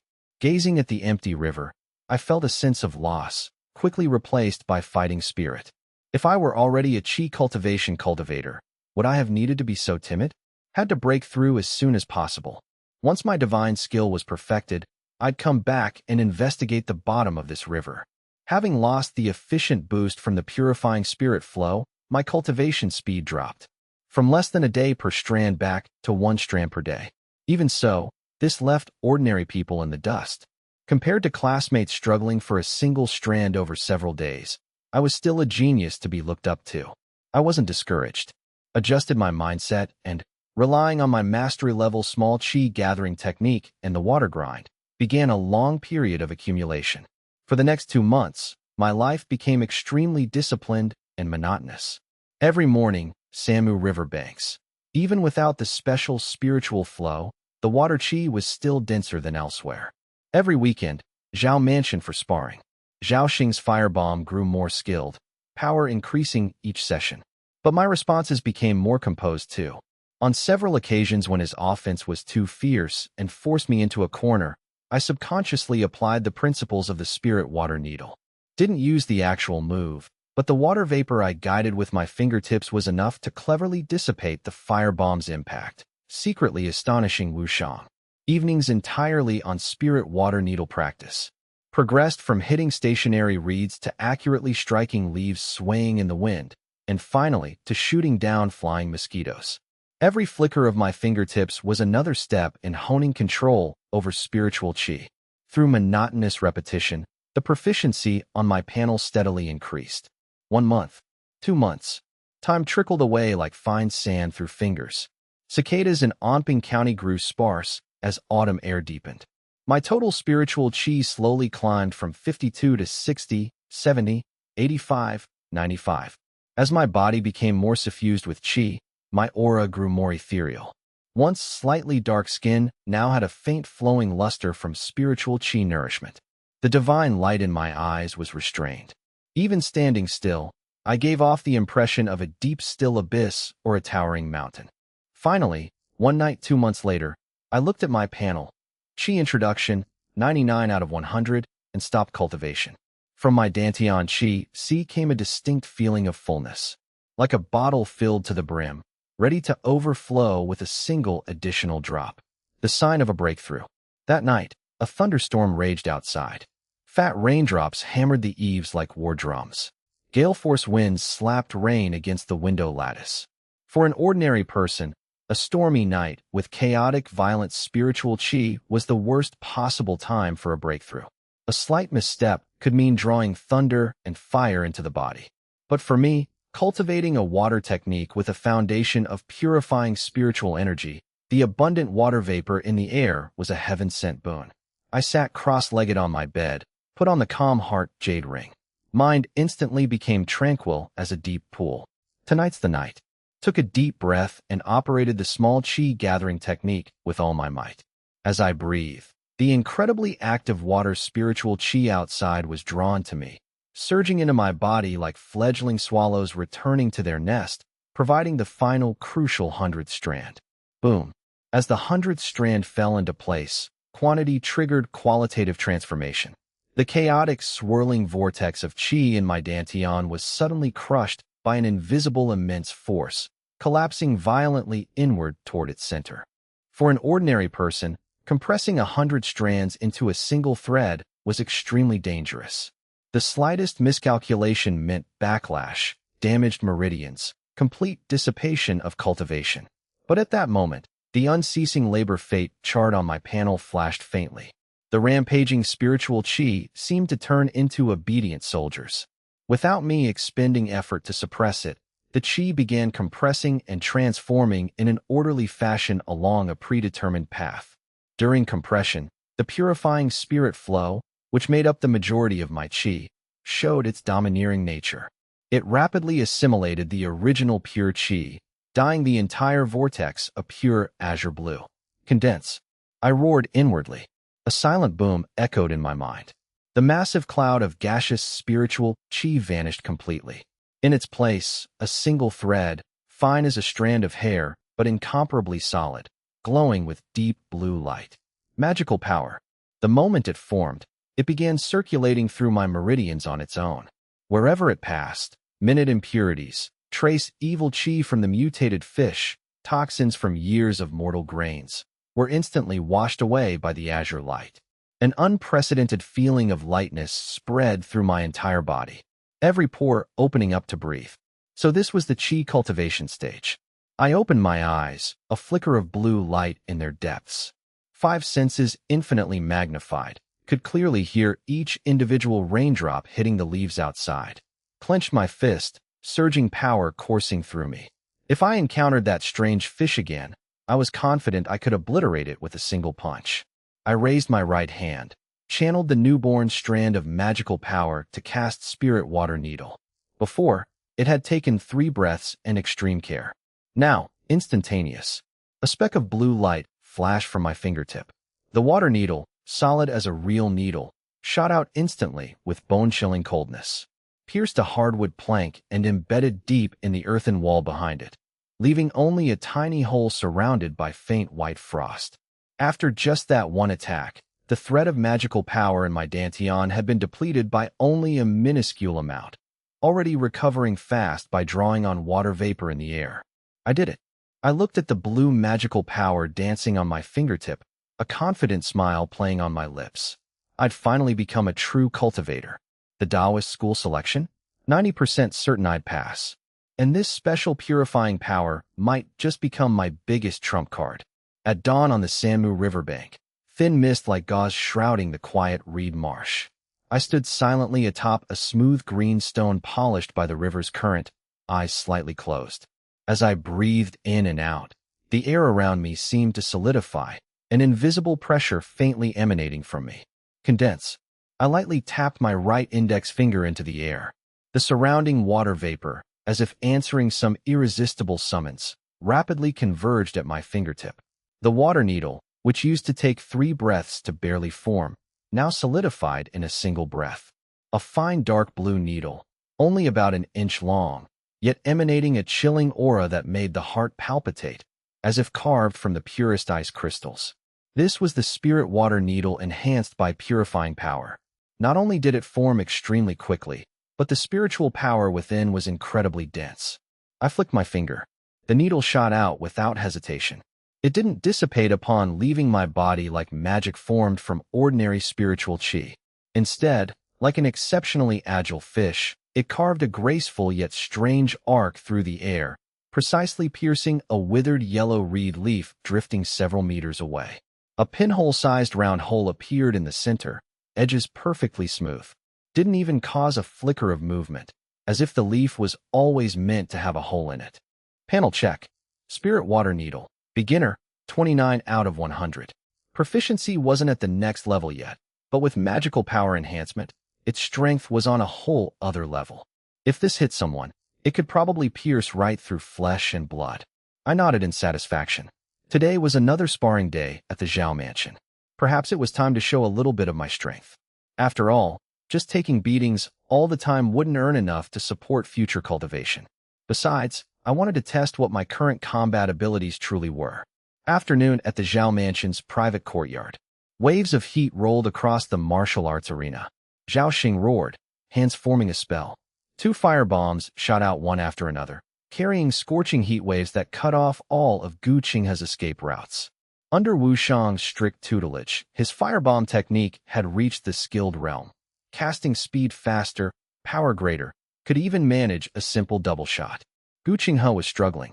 Despite considerable progress over the months, more than half his spiritual chi capacity filled, body technique honed through repeated beatings, he couldn't keep up with the upgraded version. One firebomb exploded by his feet, shockwave knocking the shield from his hand. The other grazed his shoulder, scorching his sleeve and singeing his eyebrows. He rolled wretchedly to the side, covered in dust, gasping, eyes full of helplessness and unconcealable exhaustion. Next, Chubai. Zhao Xing gave no one a chance to catch their breath. Turned to me with a savage grin. Watch out. He'd been practicing this move for a long time, specifically for slippery eels like me. My expression was calm as I walked into the arena. Carried the round shield, long since blackened and mottled. Appeared completely defenseless, like a lamb to the slaughter. He unleashed 3 fire bombs in a triangular formation, momentum astonishing, intending to completely devour me. In his eyes, the attack was lightning fast, covering all angles, leaving me no choice but to block head-on. In my vision, the scene was completely different. Activating the divine sense of a chi cultivation stage cultivator, everything around me seemed to slow to half speed. The flow of fire's spiritual chi in the air was clearly visible. Even the slight tremor of Zhao Xing's muscles as he raised his hand and the subtle shift in his gaze were laid bare. Too slow. I'd grown accustomed to his attack patterns. Didn't roll wretchedly like Gu Qinghe. With just a slight shift of my feet, my figure became as unpredictable as a willow catkin in the wind, yet perfectly avoided every sharp attack. The 3 fire bombs flew past, practically skimming my body. First passed my left shoulder without touching the corner of my clothes. Second grazed my waist, stirring only a slight breeze. Third flew over my head, not even ruffling my hair. Incredibly perilous looking, like dancing on the edge of a blade. But in reality, as steady as Mount Tai. Gu Qinghe, who'd just scrambled to his feet, stared with wide eyes, mouth slightly agape. He and I had joined the Zhao mansion at the same time, progress always similar. If he'd faced those 3 fire bombs, he'd have had to raise his shield and block head-on. But I'd actually dodged them? Effortlessly, without messing up my footwork. Wushang set down his teacup, brows furrowed slightly, sharp eyes fixed on me. Over the next dozen breaths, Zhao Xing launched a dozen more frantic attacks. Each time, I made the most efficient and precise evasive maneuver at the very last moment. Not a fraction more, not a hair less. Such control over distance and timing was simply outrageous. This couldn't be luck or quick reflexes. This was prediction using divine sense. Only someone with divine sense could so accurately track the fluctuating trajectory of spiritual chi. My aura felt several times more substantial than before, and that keen perception of spiritual chi, Wu Shang's bold guess was forming. Had I already reached the threshold of chi cultivation, or even broken through? He yelled for Zhao Xing to stop. Zhao Xing looked disgruntled. He was just hitting his stride. Wu Shang ignored him, walked slowly to the center of the arena. Looked at me, calm and composed, not even breathing heavily. The corner of his mouth curved into a playful smile. Just being a target was a waste of my talent. The arena fell silent. Gu Qinghe stared blankly. Zhao Xing was equally baffled. Wu Shang looked at me bluntly. My aura was steady, body technique refined. I clearly had some insight into the use of spiritual chi. Rather than just taking hits like a training dummy, let's change the rules. I was allowed to fight back. Have a proper spar with the young master. Fight back? Zhao Xing's eyes lit up. He'd been frustrated he couldn't land a single hit. Knew I was slippery as an eel, but didn't realize I was hiding skills. Told me not to hold back, show him what I'd really got. If he couldn't beat me, he might as well give up on cultivating immortality. I feigned alarm, cupped my hands in refusal. I was merely a bit durable, didn't know any offensive techniques. If I injured him, terrible offense. He wouldn't blame me. The Zhao mansion was paying me precisely to put up a real fight. Hurry up, stop dilly-dallying like a sissy. Seeing no way out, I dropped the pretense. Tossed the round shield aside, assumed an opening stance. Zhao Xing attacked first. Full spiritual power, fiery glow intensifying, continuous stream of fire bombs sealing me from every direction. In the instant before the first one reached me, I didn't raise the shield. Bent my right index finger and flicked it gently. A tiny droplet of water flew from my fingertip. Inconspicuous, yet containing condensed piercing power. A special knack from practicing the spirit water needle countless times. The water droplet struck the fire bomb's weakest core point with pinpoint accuracy. Soft pop. The powerful fire bomb detonated prematurely in midair, dissolving into a shower of sparks like a popped balloon. Everyone present was stunned. Gu Qinghe's eyes nearly popped out of their sockets. He'd entered the inner sect with me, become sparring partners together, never seen me use special techniques like this. How did I suddenly learn to shatter a fire bomb with a single drop of water? Had I already mastered a magic technique? We'd achieved Chi introduction not long ago. He hadn't even grasped the basics of a magic technique, and I was already using one in a real fight? Zhao Xing felt a rush of unprecedented excitement. Nice move. Again, the battle escalated. Instead of clashing head-on with the high-penetrating spirit water needle, I transformed the water's spiritual chi into a soft force.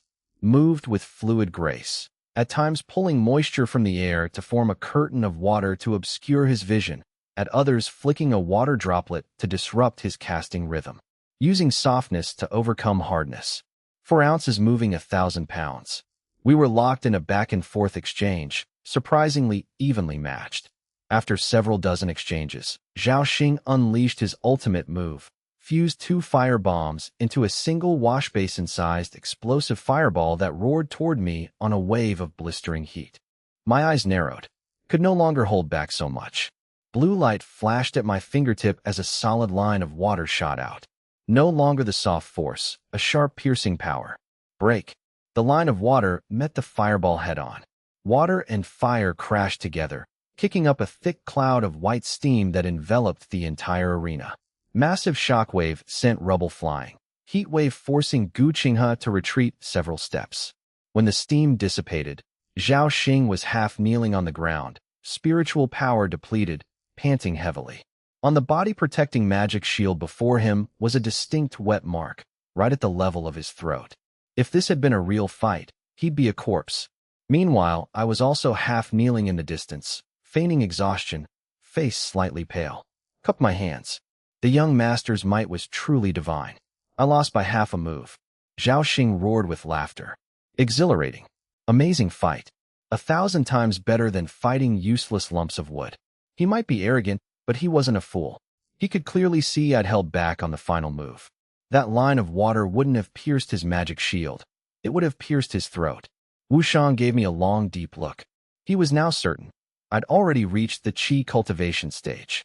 Moreover, my control over spiritual Qi far surpassed his own young master's. But he saw the truth and said nothing. Excellent. Today's spar was of great benefit to the young master's combat experience. Zhao Xing, in high spirits, waved his hand grandly. A reward. From now on, my pay was raised to 600 cents. This was the kind of sparring partner he needed. Gu Qinghe stood by, dumbstruck, looked at me with an incredibly complicated expression, happy for his friend, but at the same time feeling the immense gulf that had opened between us. A few months ago we'd been at the same starting point. Now I could stand on equal footing with the young master of the Zhao family, perhaps even surpassed him. Meanwhile, he was still scrambling pathetically to dodge fire bombs. I accepted the heavy pouch of silver coins, expression perfectly calm. Leaving the Zhao mansion, the lingering glow of the setting sun stretched my shadow long. 600 cents tucked away, naturally in high spirits. My gaze turned toward the Zhang mansion in the eastern part of the city. Now that I'd broken through to Qi cultivation, it was only right to report such a major event to my master immediately. In this cultivation realm, hiding one's cultivation from your master was a major taboo. Besides, Taoist Zhang had shown me great kindness, and I'd need his guidance for the upcoming Taoist school selection. When I arrived, the sky was growing dark, a lamp already lit in the study. Taoist Zhang was holding a Tao scripture, poring over it by lamplight. The moment I stepped through the door, his gaze sharpened. His perception was exceptionally keen. Though I still wore the same green robes, my aura had undergone a world-altering transformation. The fluctuation of magical power, faint yet incredibly solid, could not escape his notice even with me intentionally suppressing it. You broke through? A flicker of disbelief crossed his eyes. I didn't say much. Simply smiled, raised my right hand, pointed with my index finger. The air shimmered. A thread of ethereal blue water instantly formed at my fingertip, weaving through the air like a spiritual serpent before vanishing. The transformation of magical power, controlled as easily as one's own limbs. A true technique of the Qi cultivation stage. I said I was fortunate. Last night during the thunderstorm, I'd been contemplating the rain and inspiration struck. Aided by the abundant moisture, I broke through the 100 threads pass in one fell swoop. The teacup in his hand trembled, a few drops of tea spilling onto the desk. He'd expected me to break through soon, but not this quickly, and certainly not this smoothly. The bottleneck for chi cultivation was known as the 100 Threads Pass. Seemed like a single obstacle, but it had barred the path of countless geniuses.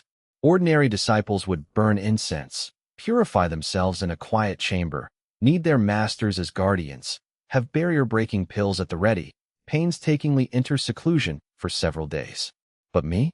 Quietly, without a guardian, without a pill, without even a heads-up, broken through all on my own in my dilapidated hut. He took a deep breath to calm himself. His eyes filled with awe. It seemed my foundation was far more solid than he'd imagined. The purifying spirit flow was exceptionally compatible with me. That must be why the breakthrough came so naturally. What he didn't know was that this was hardly chance. It was the absurd, bottleneck-ignoring effect of the unceasing labor panel. Now that I'd reached chi cultivation, I had one foot in the door of the Taoist school. He stroked his beard, deeply gratified.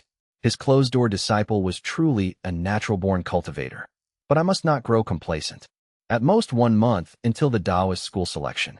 My cultivation was sufficient, but I was still lacking in the application of magic techniques and practical combat experience compared to noble family descendants who'd had famous masters and family members to spar with since childhood. I nodded. That was why I'd come here today. He mused for a moment, then made his decision. For the next month, I could skip general studies at the academy. He'd speak to Master Lu on my behalf. I needed to do only one thing: train my techniques. Take the spirit water needle from beginner to skilled. Beginner just meant I could cast it. Skilled meant during the fast-paced assessment, I could use it at will, hit whatever I aimed at, and even strike first despite starting second. A sharp glint in my eyes. This was what I'd planned all along. To give me a helping hand, he produced a small cyan porcelain bottle from his sleeve. A bottle of chi recovery pills, 10 in all. Not for increasing cultivation, but specifically for restoring spiritual power. My magical power was newly formed and thus limited. If I relied solely on meditation to recover, I couldn't practice my magic technique more than a few times a day. For the next month, I had to be hard on myself. Exhaust my spiritual power practicing, take a pill, meditate to recover, fully recovered, exhaust again. Repeat the cycle. This extreme training would not only grind up skill proficiency in the shortest time, but the constant cycle of depletion and replenishment would also temper the resilience of my meridians. Allow me to achieve a microscopic level of control over spiritual power. The process would be arduous, even painful, but if I could endure it, my foundation would far surpass my peers. A warm feeling washed over me. Although chi recovery pills were only low tier, they were a hot commodity for chi cultivation stage cultivators. A bottle like this would cost a few taels of silver at least. I accepted the porcelain bottle with both hands and bowed solemnly. I was not afraid of hardship. I would not disappoint his high hopes. Outside the Zhang mansion, the night wind was cool. I tightened my grip on the porcelain bottle, a fire called ambition burning in my eyes. Arduous. For someone like me, who had the panel, a process where effort guaranteed reward, watching proficiency tick upward, wasn't arduous at all. On the contrary, it was the most addictive pleasure in the world. I gazed up at the bright moon. 1 month left. I needed to raise the spirit water needle to at least the skilled level. Judging by past progress, that shouldn't be too hard. But just how far I could take it, hard to say. There was only one word for it: train.